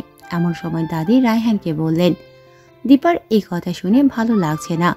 ও কোনোভাবেই রায়হানের সাথে একই গাড়িতে করে বাসায় যাবে না। তাই দীপা দাদিকে উদ্দেশ্য করে বলে উঠল, না না দাদি, আমি একাই যেতে পারবো। প্লিজ আমায় নিয়ে টেনশন করবেন না। এমন সময় রেদওয়ান বলল, না চাইতেও সবার কথা রাখার জন্য দীপাকে রায়হানের সাথে যেতে হলো। রায়হান আর দীপা গাড়িতে দীপা অন্যদিকে মুখ করে গ্লাসের বাইরে চেয়ে আছে। পেছনে স্মৃতি দীপাকে কুড়ে কুড়ে খাচ্ছে। পাশের মানুষটাকে দীপার বিষের মতো লাগছে। এর নামে কি জীবন? বেহায়া চোখের পানি যেন দীপার কথাই শুনছে না। রায়হানের এই নীরবতা ভালো লাগছে না। নীরবতা ভেঙে এবার রায়হান বলে, কিছু বলবে না? তুমি কেমন আছো? দীপান্বিতা, তাকো আমার দিকে প্লিজ, আমার কথা শোনো। অনেক কথা আছে যা তোমার জানা দরকার। দীপা চুপচাপ বসে আছে। রায়হান বারংবার প্রশ্ন ছুড়ে দিচ্ছে। দীপা সহ্য করতে পারছে না। চোখের সামনে দীপার সেই কালো রাতটি ভেসে উঠেছে। দীপা নিজেকে অনেকটা সামলে চিৎকার দিয়ে ওঠে, গাড়ি থামান, আমি বলছি থামান, আমি গাড়ি থেকে নামবো প্লিজ। উনি গাড়ি থামালেন। আমি গাড়ি থেকে নেমে তাকে বললাম, একটা কথা কান খুলে শুনে রাখুন, আমি আপনার কোনো প্রশ্নের জবাব দিতে বাধ্য নই। আর হ্যাঁ মিস্টার চৌধুরী, বাকি পথ আমি একাই যেতে পারবো, কারণ আমি এই এতগুলো বছরে একা পথ চলা শিখে গিয়েছি। এর মাঝে তুমুল বৃষ্টি শুরু হয়ে গেল। দীপা ভিজে একাকার। রায়হান গাড়ি থেকে নেমে দীপাকে জোর করে গাড়িতে বসালো। দীপা পুরো ভিজে গেছে। রায়হান গাড়ির পেছন থেকে তাওয়াল নিয়ে দীপাকে দিয়ে বলল, চুলগুলো মুছে নাও। আচ্ছা, তোমাকে আমার কোনো প্রশ্নের জবাব দিতে হবে না। দীপার কোনো রেসপন্স নেই, তাই আমি ওর চুল মুছে দিতে লাগলাম। আমি ওর অনেকটাই গেছে, কিন্তু ও কেন যেন বিরক্তি নিয়ে আমার দিকে তাকালো। ওর এই চাহনি আমি সহ্য করতে পারছি না। দীপার কোনো ভাবান্তর নেই। রায়হান দীপার অনেক কাছে। দীপার ভেজা ঠোঁট দুটো কাঁপছে। রায়হান দীপার আরো একটু কাছে গিয়ে দীপার সিট বেল্টটা লাগিয়ে দিল। এতে করে রায়হান দীপার অনেক কাছে চলে এসেছে। রায়হানের মন চাইছে দীপার ঠোঁট দুটো ছুঁয়ে দিতে। সহসা দীপার ফোনে কল আসলো। রায়হান দীপার কাছ থেকে সরে বসলো। হ্যালো দিভাই, কোথায় তুই? মা তোর জন্য চিন্তা করছে খুব। চিন্তা করিস না, আম অন দ্য ওয়ে। আচ্ছা ঠিক আছে। দেখতে দেখতে গাড়ি দীপাদের বাসার সামনে চলে আসলো। দীপা কিছু না বলেই গাড়ি থেকে নেমে বাড়ির ভিতরে ঢুকে গেল। রায়হান জানে যে ও অনেক বড় ভুল করেছে। সেদিন ও দীপাকে বিয়ে করার কথা দিয়েও কথা রাখতে পারেনি, কিন্তু তার পিছনেও তো একটা কারণ আছে। কিন্তু দীপা সেটা জানতে নারাজ। এর মাঝে রূপার ফোনে রেদওয়ানের কল। তেমন কিছু না, দিভাই আসলো এইমাত্র। বাহ, অনেক বড় প্রমোশন হয়েছে দেখছি আপনার স্যার। আমিও অপেক্ষায় রইলাম সেদিনে। আচ্ছা শোনো মা, ডাকছে, পরে কথা হবে। দীপা ওয়াশরুমে ঢুকে দরজা ঘেঁষে মাটিতে বসে অঝরে কান্না শুরু করলো। মানুষের সাথে কখন কোন মুহূর্তে কি ঘটে কেউ বলতে পারে না। দীপাও জানতো না যে এত বছর পর আবারও সেই মানুষটি এমনভাবে সামনে চলে আসবে। তার জন্য এত বছর আগে ভার্সিটি থেকে ট্রান্সফার নিয়ে দীপা ও আখি দুজনে অন্য ভার্সিটিতে ভর্তি হয়ে যায়। যে মানুষটার থেকে বাঁচার জন্য বাসা ও পরিবর্তন করতে হয়, সে মানুষটা এমনভাবে আবার তার জীবনে দেখা দেবে দীপা কখনো ভাবতে পারেনি। এসব ভেবে ভেবে দীপা অস্থির চোখের পানি যেন কোনো বাধাই মাঝে না। এমন সময় মা আসলো। দীপা, এই দীপা, হলো তোর? বেশিক্ষণ গোসলে সময় লাগাস না, জ্বর আসবে। আর রূপা, এই নে, আপু আর তুই দুজনে মিলে দুধের গ্লাস পুরো ফিনিশ করবি। আমি গেলাম। দীপা চুল মুছতে মুছতে বের হলো আর মাকে বলল, তুমি কোথাও যাচ্ছ না? রিপিট, তুমি কোথায় যাচ্ছ? বসো না, আমার চুলটা মুছে দাও। তোমার মেয়েকে বললে শুধু টাকা খাওয়ার ধান্দা করবে। ছোটবেলার স্বভাব এখনো যায়নি। তোরা যা করিস না, আই চুল মুছে দি। হ্যাঁ রে, কে তোকে দিয়ে গেল আজ? মানে রেদওয়ান সাহেবের বড় ভাই, উনি মেবি লন্ডন থেকে এসেছে। সে কি, বাসে আনবি না? বাসে নিয়ে আসতি। না মা, কোনো দরকার নেই। উনি আমার পেশেন্টের নাতি, বাস শেষ। এর বেশি আমার ওনাদের সাথে আর কোনো খাতিরের দরকার নেই। দীপা স্বাভাবিক গলায় বলল। এই বলে দীপা মায়ের কাছ থেকে উঠে বারান্দায় চলে গেল। কি বললাম? মেয়েটা কি বলে চলে গেল? বাবা মারা যাওয়ার পরে যে মেয়েটার কি হয়েছে, আজও নিজেকে সামলে উঠতে পারেনি মেয়েটা। যাই হোক, ওকে দুধটুকু দিস। আমি গেলাম। রাত 11টা। এবার দীপা বারান্দায় গিয়ে ভালোভাবে খেয়াল করে দেখে যে রায়হান এখনো বাহিরে দাঁড়িয়ে আছে। হঠাৎ দুজনের চোখাচোখি হয়ে যায়। রায়হান বৃষ্টিতে ভিজেই চলেছে। দীপা দেখেও না দেখার ভান করে বিছানায় গিয়ে চুপচাপ শুয়ে পড়ে। রায়হান দীপাকে দেখতে পেয়ে বাসায় ফিরে আসে। পরদিন সকাল 8টা। দীপা তাড়াতাড়ি করে নাস্তা শেষ করে চলে যায় চৌধুরী ভিলায়। এসে মিলির মুখে শুনে রায়হানের জ্বরে গা পুড়ে যাচ্ছে। দীপা আপু, তুমি দাদিকে মেডিসিন দিয়েছো? হ্যাঁ। প্লিজ ভাইয়াকেও একটা জ্বরের মেডিসিন দাও, তুমি তো ডাক্তার।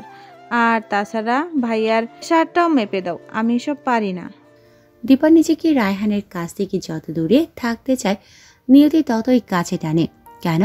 দীপা রায়হানের রুমে যাওয়া থেকে বাঁচার উদ্দেশ্যে বলে ওঠে, তোমার ভাইয়াও তো শুনেছি ডক্টর। কিন্তু ভাইয়া বিছানা থেকে উঠতে পারছে না। ও আচ্ছা, আমি দেখছি।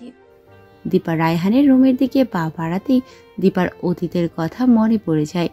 ফিরে যেতে নিলেই ও আবার ভাবে যে উনি একজন রোগী ছাড়া এই মুহূর্তে এর বেশি ওর কাছে কিছুই না। আমি তার রুমে ঢুকে দেখি উনি শুয়ে আছেন। ওনার কপালে হাত দিয়ে দেখি জ্বরে পুড়ে যাচ্ছে। আরো ভিজুক বৃষ্টিতে, আরো জ্বর আসুক, তাতে আমার কি? যত সব আদিক্ষেতা। শুনছেন? এই যে নিন, মেডিসিনটা খেয়ে নিন। তার আগে এই টোস্ট আর গ্রিন টিটা খান। আমি চোখ খুলে দেখি দীপানিতা আমার সামনে। অমনি আমি ওকে জড়িয়ে ধরলাম। জান পাখি, তুমি এসেছো আমার কাছে। আমি জানতাম তুমি আসবে।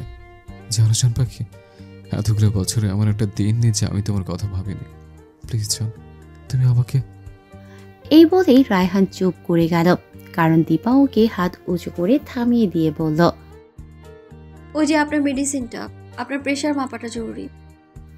এবার রায়হান দীপাকে জোর করে কাছে টেনে নিয়ে ওর দুবাহু চেপে ওর কপালের সাথে নিজের কপাল ঠেকিয়ে, দীপান্বিতা, আমি তোমাকে অনেক অনেক অনেক ভালোবাসি। শুধু একটি বার আমার কথা শোনো, আমি তোমাকে ঠকাইনি। ছাড়ুন, আমায় লাগছে আমার। আপনি একটা হিংস্র মানুষ। রায়হান নিজের জেদ ধরে রাখতে না পেরে দীপার গাল চেপে ধরে। হ্যাঁ হ্যাঁ, আমি হিংস্র, আর আমি ভালো করে জানি আমার ভালোবাসা আমার কিভাবে পেতে হবে। যদি জোর করে পেতে হয় তবে তাই হবে। ছাড়ুন বলছি। উনি আমাকে ছেড়ে দিয়েছেন। আমি উঠে চলে যেতে নিলে উনি আমার পথ আটকালেন। দাঁড়াও দীপান্বিতা, মাঝে যে আমার ভুল হয়েছে, কিন্তু একজন সাজাপ্রাপ্ত আসামিকেও একবার সুযোগ দেওয়া হয় তার নিজের হয়ে কিছু বলার জন্য। আমি কি সেটাও পারবো না? দীপা এখনো চুপ হয়ে আছে, কারণ ওর কিছুই বলার নেই। আমার ধৈর্যের পরীক্ষা নিও না দীপান্বিতা, তাহলে আমি কিন্তু। কি করবেন আপনি? কি করবেন শুনি? আমি দীপার চুলের পিছনে হাত খুঁজে ও ঠোঁটের সাথে ঠোঁট ডুবিয়ে দিলাম। দীপা আমার কাছ থেকে ছুটার জন্য অনেক চেষ্টা করলো, কিন্তু একসময় নিস্তেজ হয়ে গেল। আমি ওর সাথে সাথে ওকে ছেড়ে দিলাম। আমি কি করলাম? রায়হান এটা ভাবতেই দীপা ঠাস করে রায়হানের গালে থাপ্পড় দিয়ে বলল, কি ভাবেন কি আপনি নিজেকে? কি ভাবেন? হ্যাঁ, যখন যা ইচ্ছে হবে তাই করবেন। দীপা আপনার হাতের পুতুল, তাই না? ধারণা আছে আপনার কোনো যে আমার সাথে কি ঘটেছিল, কি কি ঘটতে পারতো আমার সাথে? সেদিন সারাটা রাত আমি আপনার জন্য অপেক্ষা করেছি। একটা মেয়ে লাল বেনারসি পরে বধূ সেজে বসে সারাটা রাত একটা ছেলের জন্য অপেক্ষা করে। কার জন্য? শুধুমাত্র আপনার জন্য। সবাই আশা ছেড়ে গেলেও আমি আশা ছাড়িনি। এই বুঝি আপনি আসবেন? এই বুঝি আপনার কোনো সমস্যা হলো? রাতের অন্ধকারে ওই লোকটা আমার পিছু নিয়েছিল। কিভাবে যে আমি ওই লম্পট লোকটার কাছ থেকে নিজেকে বাঁচিয়েছি, আল্লাহ আমাকে সাহায্য না করলে আজ আপনার সাথে সামনে একজন ধর্ষিতা নারী দাঁড়িয়ে থাকতো। একটা মেয়ে সারা রাত বাইরে কাটিয়ে যখন ওই অবস্থায় নিজের বাড়ি ফিরে যায়, তাকে সমাজ কি বলে জানেন? Look at me, I said look at me. তাকে সমাজ কলঙ্কিনী মেয়ে বলে, যেই কলঙ্ক আপনি আমার গায়ে বিনা দোষে লাগিয়েছেন। আর আমার বাবা এইসব সহ্য করতে না পেরে অসুস্থ হয়ে পড়েন। আমার কাছ থেকে আঘাত পেয়ে বাবা আর সুস্থ হয়ে ওঠেননি। ওই ঘটনার 15 দিন পর বাবা মারা যান। হ্যাঁ, আমার বাবার মৃত্যুর জন্য আমি দায়ী, আমি। আর আপনি এত বছর পর এসেছেন ভালোবাসা দাবি নিয়ে। বাহ বাহ বাহ বাহ। দীপার কথাগুলো শুনে রায়হান মাথায় হাত দিয়ে মাটির দিকে চেয়ে আছে। রাগে ক্ষোভে নিজেকে শেষ করে দিতে ইচ্ছে করছে। কত কিছু ঘটে গেছে ওই একই দিনে। কিভাবে বলবে সেদিন কি ঘটেছিল রায়হানের সাথে? না, আজ বলা যাবে না। দীপান্বিতা, আমাকে তুমি ক্ষমা করে দাও প্লিজ, আমি বেঈমান নই। দীপা রায়হানের চোখে চোখ রেখে রাগী স্বরে বলে উঠল, চুপ করুন রায়হান সাহেব, আমি এমনিতেই কষ্টে আছি। আপনি আমার কষ্ট আর বাড়াবেন না আশা করি। নিজেকে অনেক কষ্টে সামনে নিয়েছি আমি। আপনি আশা করি আমার কাজের জায়গাটা নষ্ট করবেন না। আর আমার পথের কাঁটা হবে না। তা না হলে আমি ভুলে যাব আমার দায়িত্ব, আমার কাজ আর আমার ডিউটি। প্লিজ প্লিজ প্লিজ, আমার চোখের পানি মুছতে মুছতে বললাম। মেডিসিনগুলো খেয়ে নিন, টেবিলে রাখা আছে। অনেকদিন কেটে যায় এভাবে।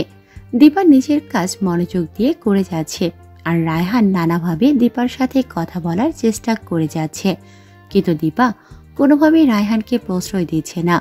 মাঝে মাঝে এই ব্যাপারে আখির সাথেও কথা হয়। আখিও এসব শুনে অবাক। আখি এখন রাজশাহীতে একটা বড় হসপিটালে জয়েন করেছে।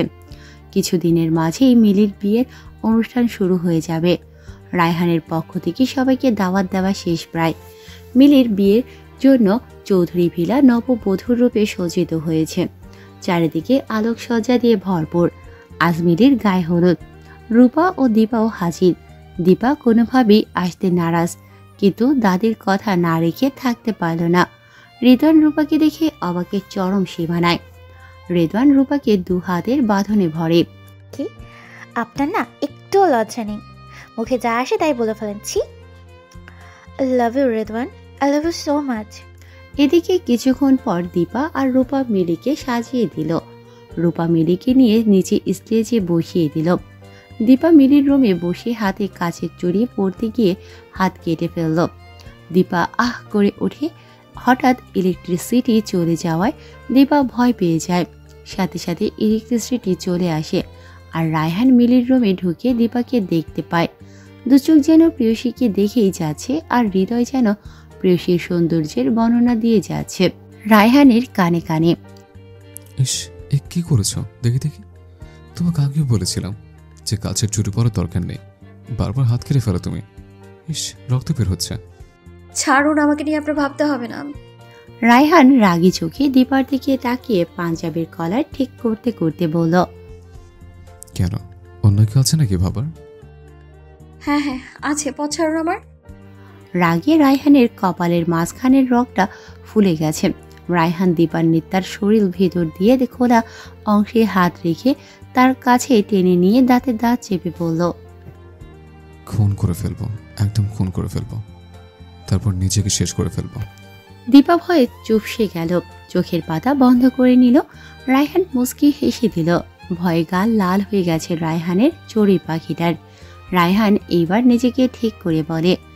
দীপা রায়হানের কথায় পাত্তা না দিয়ে বলে, তুমি এই শাড়ি পরে নিচে যেতে পারবে না। কেন?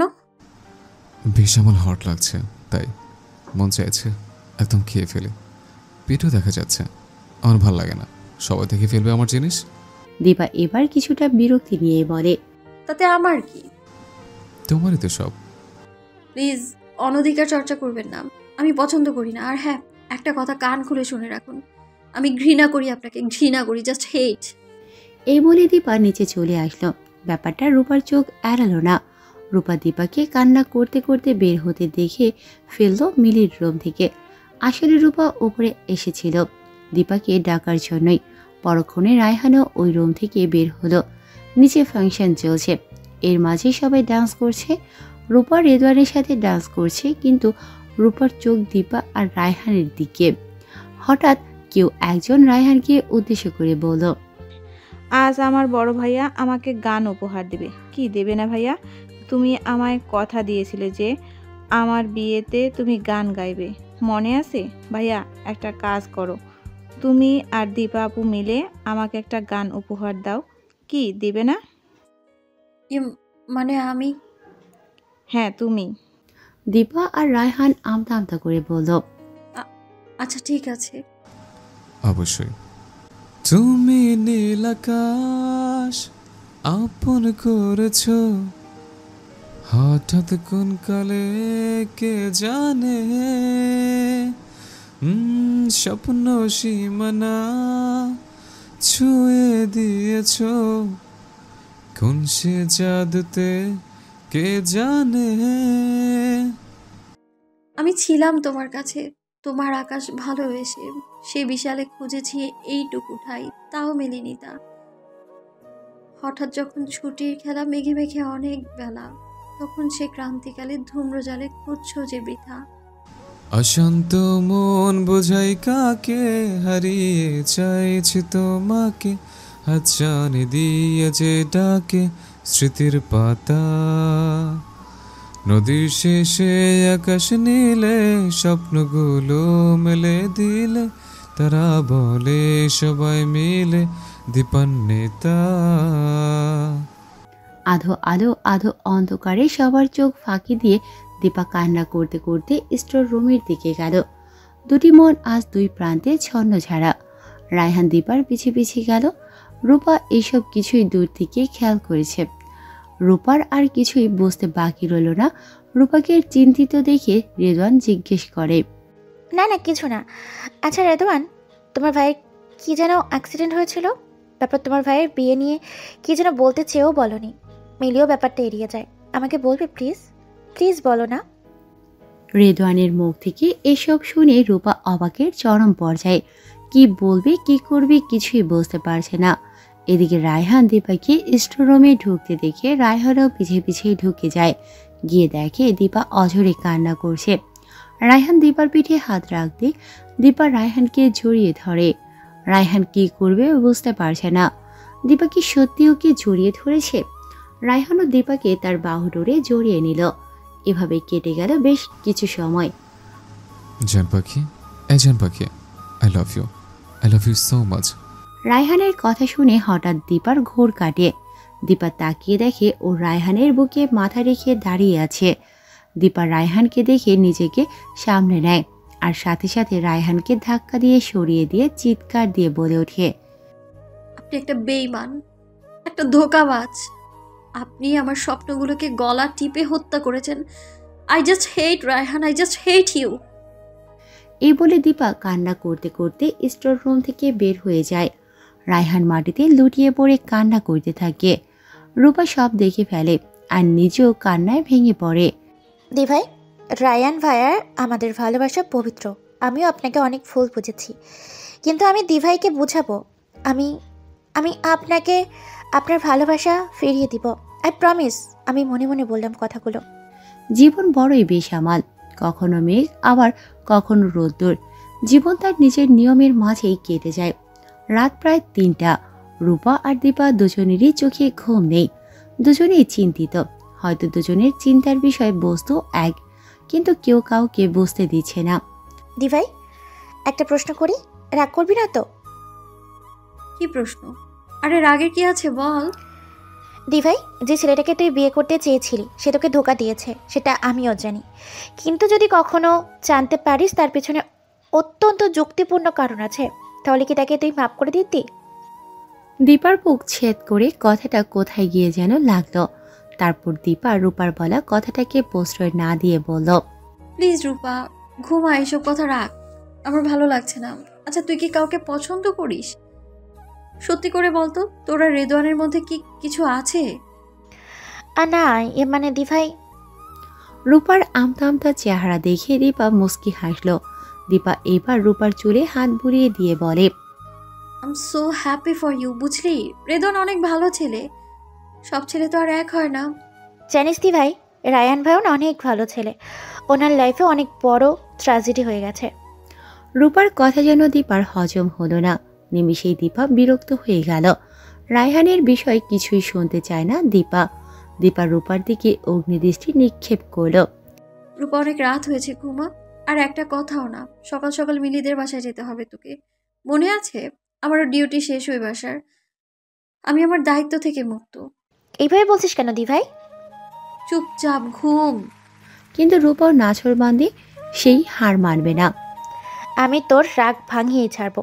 বেচারা রায়হান ভাই। ওই বেইমান মানুষটার আমার জীবনে কোনো জায়গা নেই। উনি আমার মন ভেঙে টুকরো টুকরো করে দিয়েছে। শুধুমাত্র মিলির বিয়েটা অবধি অপেক্ষা, তারপর উনি ওনার রাস্তায় আর আমি আমার। দীপা মনে মনে বলল কথাগুলো আর ভাবছে কত সুন্দর করে গুছিয়ে নাটক করে গেছে দীপার সাথে। দীপার এক চাহনিতে সবকিছু ভুলে যেত রায়হান। দীপার আজও মনে আছে সেদিন মেডিকেল কলেজের সিনিয়র দুটো আলাদা আলাদা ব্যাচের সাথে কি নিয়ে যেন দ্বন্দ্ব লেগে যায়। ঘটনাটা দীপা আর রায়হানের বিয়ে হওয়ার আগের দিনের। দিনটি ছিল বৃহস্পতিবার। রায়হান তো বরাবরই মারপিটের ওস্তাদ। রায়হান এক ছেলেকে মারতে মারতে বলছে, সাহস কিভাবে হয় তোর সাজিদের গায়ে হাত তুলতে? কোন হাতেই মেরেছিস ওকে, কুত্তার বাচ্চা? পুরো কলেজে মানুষ জমে গেছে। এমন সময় রনি হাঁপাতে হাঁপাতে দীপার কাছে আসে আর বলে, ভাবি, রায়হান ভাই মারপিট করতেছে নিচে, আপনি প্লিজ যান, আপনিই পারবেন ভাইকে থামাতে। কথাটা দীপার কানে যেতেই ও দৌড়ে নিচে নামতে থাকে।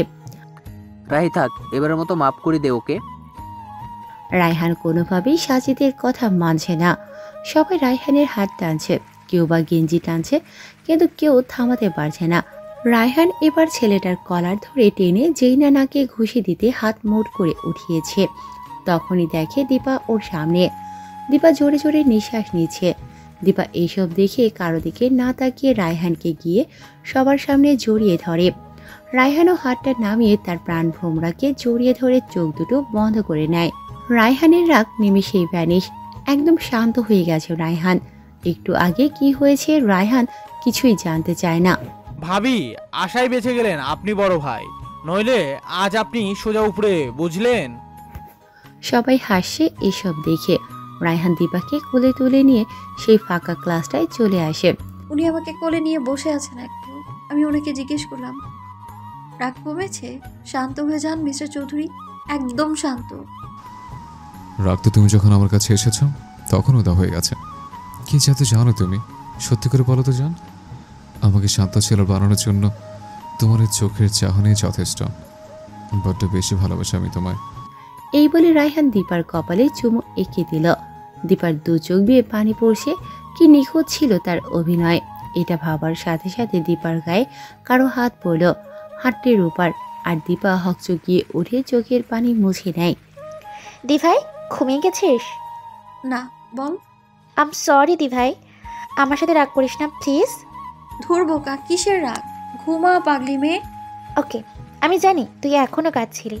আমি তোর জীবন থেকে কষ্টগুলোকে এমনভাবে দূর করব যে কষ্টরা আমার দিভাইয়ের কাছে আসার আগে ভয় পাবে। রায়ান ভাইকে তোর জীবনে আমি ফিরিয়ে আনবই, আই প্রমিস। আজ মিলির বিয়ে। সামনের সপ্তাহে মিলি শ্বশুর বাড়ির সবার সাথে লন্ডনে চলে যাবে। সবাই মিলিকে বিদায় দিল, কিন্তু রায়হান কোথায়? মিলির চোখ রায়হানকে খুঁজছে। বড় ভাইকে না দেখে ও কখনোই যাবে না। রায়হান ভাইয়া কোথায়? দেখছি না যে। মিলি সবাইকে ফেলে দ্বিতীয় তলায় উঠে রায়হানের রুমে যায়। গিয়ে দেখে রায়হান বাবা মায়ের ছবি বুকে নিয়ে কান্না করছে। ভাইয়া, এই ভাইয়া, কাঁদছিস কেন? আমাকে বিদায় দিবি না? আমি চোখ মুছে বললাম, বোনকে উপহার না দিয়ে কি বিদায় দেওয়া যায়? আর হ্যাঁ, এই যে তোর উপহার, তোর নামের FDR এর পেপার, তোর বাড়ির কাগজপত্র, তোর বাড়ির চাবি, আর এই লন্ডনের বাড়ির চাবিটা, এগুলো তোর জন্য বাবার আর মায়ের তরফ থেকে, আর আমার তরফ থেকে উপহার। মিলি ভাইকে জড়িয়ে ধরে অঝরে কেঁদেই যাচ্ছে। আমার এইগুলো চাই না ভাইয়া, তুমি তোমার জীবনটা নতুন করে শুরু করো প্লিজ, সেটাই হবে আমার শ্রেষ্ঠ উপহার। রায়হান জানালার কাছে গিয়ে আকাশের দিকে তাকিয়ে, আমি আমার জীবন গুছিয়ে নেব, চিন্তা করিস না। আমি তোর পিছিয়ে পিছিয়ে লন্ডনে আসছি কিছুদিন পর। রেদওয়ানকে রূপার সাথে বিয়ে দিয়ে দাদির দায়িত্বটা বুঝিয়ে দেব। রূপা খুব ভালো মেয়ে, এই দায়িত্ব পালন করবে খুব নিষ্ঠার সাথে আশা করি। মিলি ভাইকে জড়িয়ে ধরে আবারও কান্নায় ভেঙে পড়ে।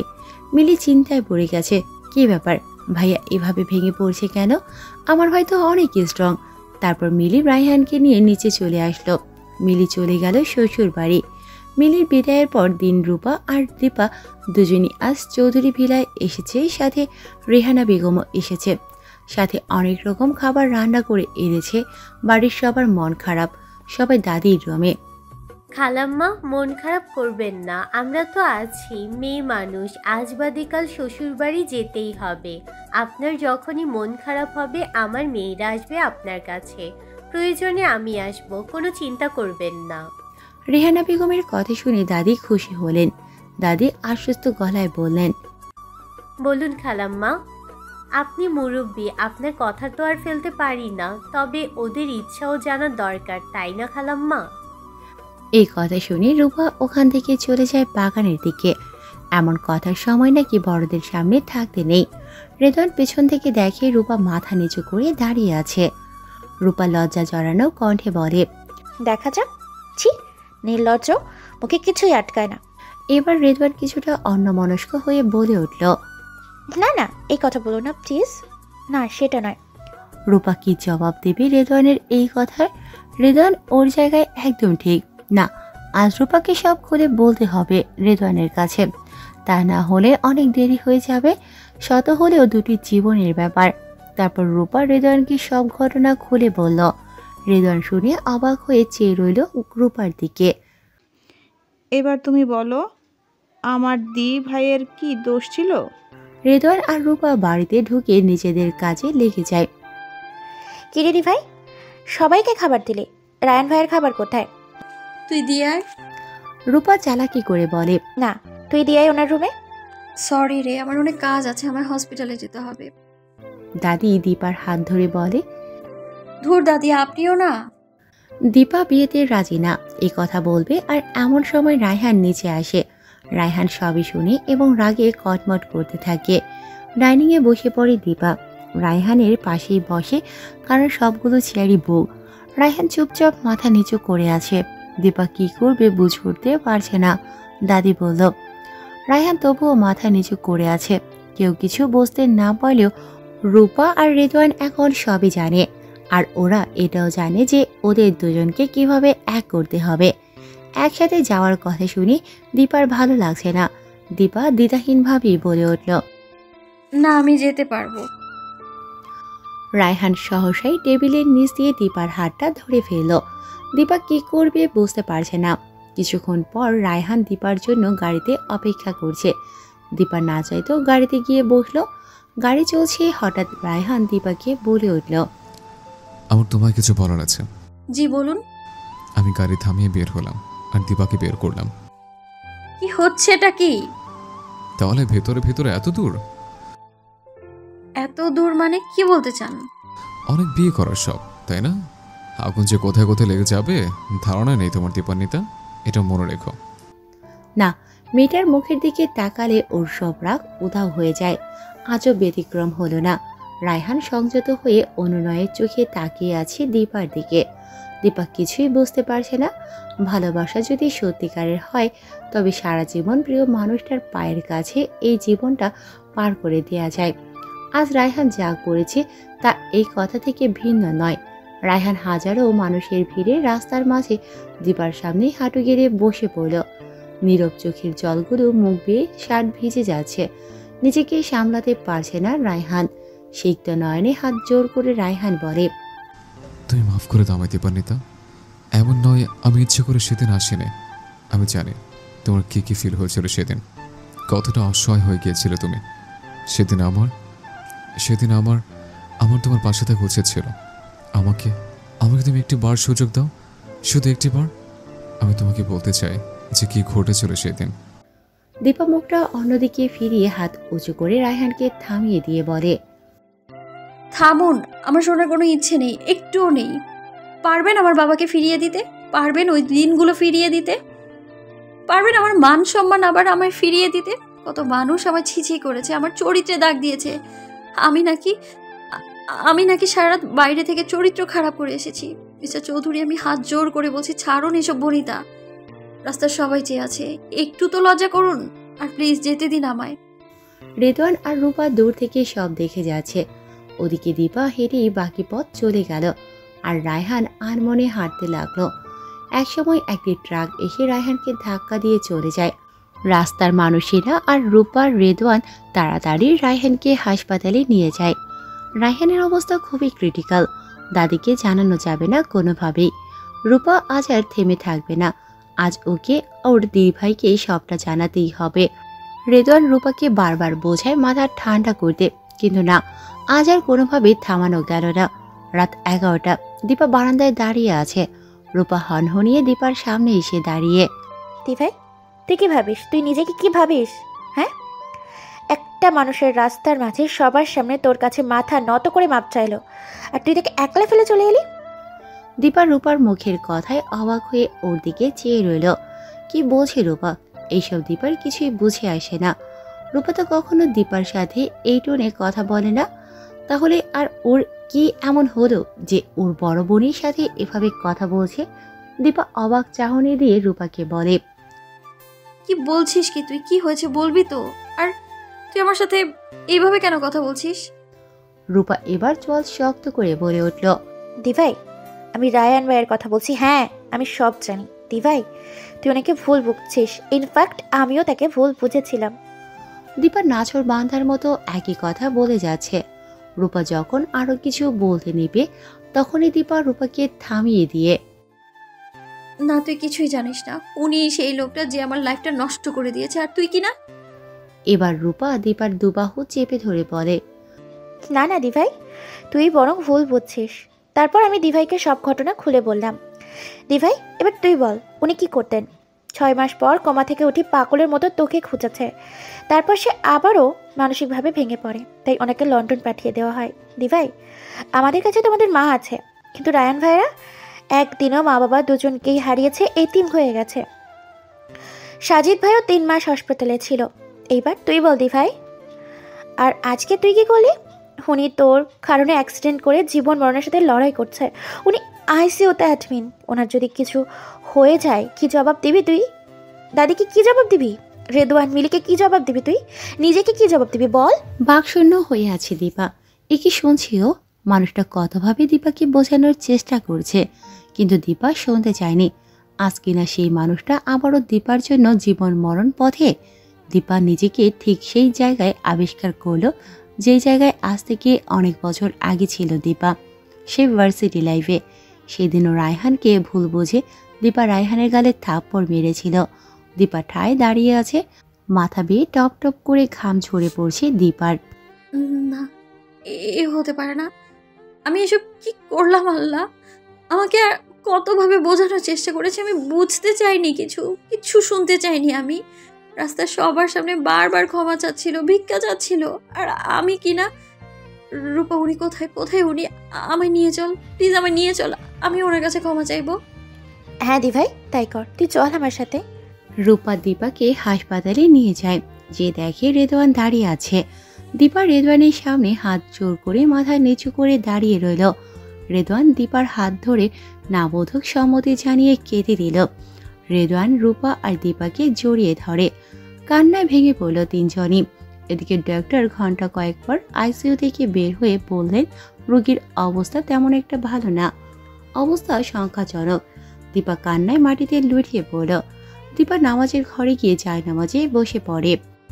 ইয়া আল্লাহ, তুমি রহিম রহমান, তুমি তোমার বান্দার সকল সমস্যা সম্পর্কে অবগত।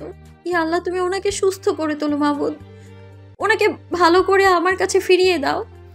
এভাবে কেটে গেল 2 দিন। 2 দিন পর সকাল 11টায় ডক্টর বললেন, রোগী কিছুটা শঙ্কামুক্ত, তাকে কেবিনে দেওয়া যাবে। আর দীপান্বিতাকে, রোগী তার নাম বলছিল, তাকে শুধু কেবিনে পাঠাবেন। আমি কেবিনে ঢুকলাম, আমার স্পন্দন যেন বেড়েই চলছে। গিয়ে তার পাশে চেয়ার টেনে বসলাম। উনি ঘুমিয়ে আছেন। আমি তার হাতটা ধরলাম, পাহাড় সমান সাহস সঞ্চয় করে, আর কেঁদে দিলাম। আপনার সাহস হয় কিভাবে আমাকে রেখে এভাবে চলে যাওয়ার কথা ভাবতে? হয় কিভাবে এত সাহস? সে ভার্সিটি লাইফ থেকে জ্বালিয়ে যাচ্ছেন। কিচ্ছু বলিনি আমি, সব সহ্য করেছি, কখনো কিছু বলিনি আমি। আর সেদিন কি একটু বললাম, অমনি অ্যাক্সিডেন্ট করতে বসতে হবে আপনার? কি চান আপনি? কি চান? সব আপনার মন মতো হবে? না, কিছুতেই না। সরি রায়হান, আমায় মাফ করে দিন। আমি আপনাকে ভুল বুঝেছি। একবার উঠুন, এই যে আমি বসে আছি আপনার পাশে, আমাকে ছেড়ে আপনি কোথাও যাবেন না। বলুন না দীপান্বিতা, আমি তোমায় অনেক ভালোবেসি। বউ সেজেছিলাম আমি সেদিন, কিন্তু বিয়ে করা হয়নি। এইবার উঠুন, আমাকে বউ বানিয়ে নিয়ে যান আপনার সাথে প্লিজ।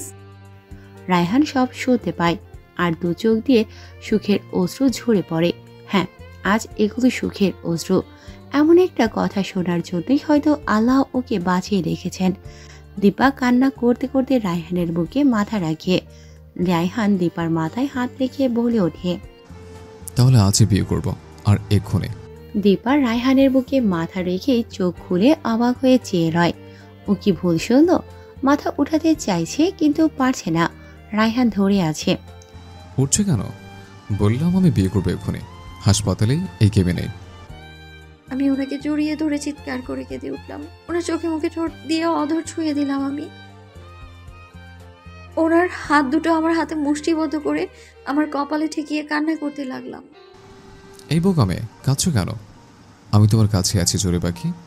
জান, আমি তোমাকে অনেক ভালোবাসি, আমার নিজের জানের কসম। আমি তোমাকে অনেক ভালোবাসি। তোমাকে আমি পাগলের মতো কত জায়গায় খুঁজেছি, পাইনি। তারপর ভার্সিটিতে গিয়ে শুনি তুমি অন্য কোথাও চলে গেছো ট্রান্সফার নিয়ে। তুমি আমাকে মাফ। দীপা পাগলের মতো আবারও রায়হানের চোখে মুখে গালে চুমু খেতে লাগলো। হ্যাঁ, এই তো সেই মানুষটা যাকে এতগুলো বছরে 1 সেকেন্ডের জন্য দীপা ভুলতে পারেনি, কিন্তু কাউকে সাহস করে বলা হয়নি। কিন্তু আজ আর কোনো বাধা নেই, সব বাধার দেয়াল আজ ভঙ্গুর। দীপা এবার রায়হানকে থামিয়ে দিয়ে বলে, চুপ, আর একটা কথাও না। আমি সব জানি, ভুল হয়েছে আমার। আপনি এখন রেস্ট নিন আর আমায় ছাড়ুন, কেউ দেখে ফেলবে। তুমি আমাকে মাফ করো, আমি কাউকে ভয় পাই না। আর হ্যাঁ, আমি আজই বিয়ে করব। আমি তোমাকে আর একদিনও আমার কাছ থেকে দূরে রাখতে পারবো না। কাল কি হবে কেউ জানে না। রায়হানের যেই কথা সেই কাজ। রূপা মা আর দাদিকে সব ঘটনা খুলে বলে। তাদের আর কোনো আপত্তি রইল না। রেদওয়ান বিয়ের সব অ্যারেঞ্জমেন্ট করে, কাজে এসে বিয়ে পড়িয়ে দেয়। রায়হানের পাগলামি বরাবরই এমন, এ আর নতুন কি। পুরো হাসপাতালে মিষ্টি বিলানো হলো। দীপা ঠিক সেই আগের বিয়ের শাড়িটা পরে রায়হানের সামনে এসে দাঁড়ালো। রায়হান বিছানায় শুয়ে আছে, দীপার অনুমতি নেই। আর বিয়ের সাজে দীপা মাথা নিচু করে দাঁড়িয়ে আছে। রায়হানের চোখ দিয়ে অনবরত সুখের অশ্রু বেয়ে পড়ছে। এই সেই মায়াবতী যাকে কিনা রায়হান প্রথম দিন দেখেই তার মায়ার জালে আটকে গিয়েছিল। যে মায়াজালে আটকে থাকতে চায় রায়হান সারা জীবন। দীপা এক পা করে রায়হানের কাছে আসছে। কাছে এসে রায়হানের পিঠে বালিশ দিয়ে বসিয়ে দিল। দীপা পেছন ফিরে যেতে নিলে রায়হান দীপার হাত ধরে ফেলে। দীপা যেই রায়হানের দিকে ফিরল, রায়হান দীপাকে শিশু বাচ্চার মতো ওর কোমর জড়িয়ে ধরে। দীপা দু চোখ বন্ধ করে রায়হানকে পরম আবেশে জড়িয়ে ধরে। দীপা রায়হানের চোখের কোণে পানি স্পষ্ট দেখতে পেল। এবার দীপা রায়হানের মুখ খানিকটা উঁচু করে জিজ্ঞেস করে, কিছু বলবেন? রায়হান মুগ্ধ হয়ে দীপার দিকে চেয়ে আছে। শ্বাস যেন দ্রুতগামী পাখির ন্যায় উড়ে বের হয়ে যাবে। নিজেকে সামলে শান্ত মনে দীপার দিকে চেয়ে রায়হান প্রশ্ন করে, হ্যাঁ, সেদিনও কি এভাবে বসে দিয়েছিলে রায়হানের জন্য? সারা রাতকে অপেক্ষা করছিল রায়হানের জন্য? আর কোনোদিন কষ্ট দিব না আমি তোমাকে, জান। আই প্রমিস, আমি তোমাকে আর কোনোদিন হারাতে দিব না। আজ ওদের বাসর রাত, তারপরও রায়হান অসুস্থ। দীপা চায় না পরিবেশটা গম্ভীর হয়ে পড়ুক। পুরনো কোনো কথাই আজ আর মনে করতে চায় না ও। পরিবেশটাকে স্বাভাবিক করার জন্য দীপা মুখের কোণে সুখের এক চিলতে হাসি মেখে, নতুন বউকে কি কেউ এইভাবে কাঁদায়? সেদিনও হুট করে বিয়ে করবেন বলেছিলেন, আজও একই কাজ করলেন। এবার দেখেন তো যে বাসর ঘরটাও হসপিটালে। তাকান আমার দিকে। সেদিনও আমি আপনার জন্য এইভাবেই সেজেছিলাম, অপেক্ষা করেছিলাম। আমি সারা রাত অপেক্ষা করেছি, এতগুলো বছর। আমি সত্যি বলছি, মন বলতো আমার আপনি আসবেন। এই কথা বলার সাথে সাথে রায়হান দীপার নেতাকে আবারও শক্ত করে জড়িয়ে ধরল। দীপার বুকে রায়হানের মাথা। হ্যাঁ, সুখ বুঝি এরই নাম। সুখ পাখি কি আর এত সহজে ধরা দেয়? শুনেছি কষ্টের পর পাওয়া জিনিসের কদর থাকে অনেক। আজ রায়হানেরও তাই অনুভূতি হচ্ছে। দীপাও নিজের মনকে শান্ত করে নিল। আমি ওনার কপালে একটা চুমু খেলাম, বললাম আপনি রেস্ট করুন, আমি ওয়াশরুম থেকে চেঞ্জ করে আসি। মানে কোথায় যাচ্ছ? চেঞ্জ করতে ওয়াশরুমে কেন? আমার সামনে করলেই কি? কি বেশরম লোক একটা। পরিটা আমার লজ্জায় লাল হয়ে গেছে। এইভাবে হসপিটালে কেটে গেল 15 দিন। দীপার সেবায় আজ রায়হান অনেকটাই সুস্থ। বাসায় আসবে আজ ওরা। দাদি আর মা মিলে ওদের গৃহপ্রবেশের ব্যবস্থা করেছে। রেদওয়ান আর রূপাও বেশ খুশি। রূপা রেদওয়ানের রুমে চা নিয়ে গেল। রূপা চায়ের কাপটা কর্নার টেবিলে রেখে রেদওয়ানের পাশে বসল। রূপার দিকে তাকিয়ে এক চোখ টিপ দিয়ে রেদওয়ান বলে, সরি বিয়ান সাহেব, আমার বয়ফ্রেন্ড আছে, তাও অনেক বছরের রিলেশন। এই বলে রেদওয়ান রূপাকে বিছানার পাশে শুইয়ে দিয়ে ওর ঠোঁটে একটা চুমু দিয়ে বলে, এটা কি হলো? I love you Redwan. আজ দীপা আর রায়হান বাসায় এসেছে। ওদের ঘর ফুলে ফুলে সাজানো। রেদওয়ান আর রূপা মিলে সাজিয়েছে এই বাসর ঘর। ফুলের সুবাসে মোমো করছে ঘরটা। রূপা রায়হানের সামনে গিয়ে হাত দুটো সামনে এগিয়ে দিয়ে বলে, এই যে জিজু, আমার বকশিসটা। এই যে এত সুন্দর করে আপনার বাসর ঘরটা সাজালাম তার জন্য। তাড়াতাড়ি পকেটে হাত দিন। রায়হান রূপাকে চোখ মেরে মেকি হাসি দিয়ে বলে, কি বিয়ান সাহেব, এবার তো আপনার আর আমার পালা। তা শালিকা, কার পকেটে হাত দিব, আপনার না আমার? জি নেহি, আপনার পকেটে 20,000 চাই। মাত্র? এই নিন, আপনার আদেশ বলে কথা। রূপা তো খুশিতে আটখানা। চাইনিজ সামুরাইদের মতো পেটের কাছে একটা হাত রেখে মাথা নিচু করে বলে, থ্যাংক ইউ জিজু। এই বলে রূপা চলে এলো। ফাইনালি দীপা, হ্যাঁ, ওর ভালোবাসা আজ ওর ঘরে সারা জীবনের জন্য। কত কত স্বপ্ন রায়হানের দু চোখে বোনা দীপার জন্য। আজও সব বলবে দীপাকে। এতদিনের জমানো কষ্টগুলোর আজ নিমিষেই অবসাদ ঘটবে। রায়হান দীপার দিকে অপলক চেয়ে আছে। ঘোর ঘোর লাগছে রায়হানের। এবার রায়হান দীপাকে কাছে টেনে বলল, শালি তো বকশিস নিয়ে চলে গেল, এবার আমার বকশিস নেওয়ার পালা। কই দাও। দীপা কিছুটা অপ্রস্তুত স্বরে বলে, মানে কিসের বকশিস? রায়হান দীপাকে নিজের কোলে বসিয়ে দীপার পিঠে নাক ঘষতে থাকে। দীপা চোখ বন্ধ করে ফেলে। তারপর নিচের দিকে ফিরিয়ে দীপার গালে আঙুল দিয়ে স্লাইড করতে করতে বলে, এত বছরের জমানো ভালোবাসা গুলোই তো আমার বকশিস, যা আমার আজ সব চাই। কি দেবে না? আমি কিছুই বলতে পারলাম না, শুধু বললাম তারপর দুজন হারিয়ে গেলাম ভালোবাসার অন্য একটা জগতে, যেখানে শুধু রায়হান আর আমি। এতদিনের দূরত্ব যেন নিমিষেই ঘুচে গেল।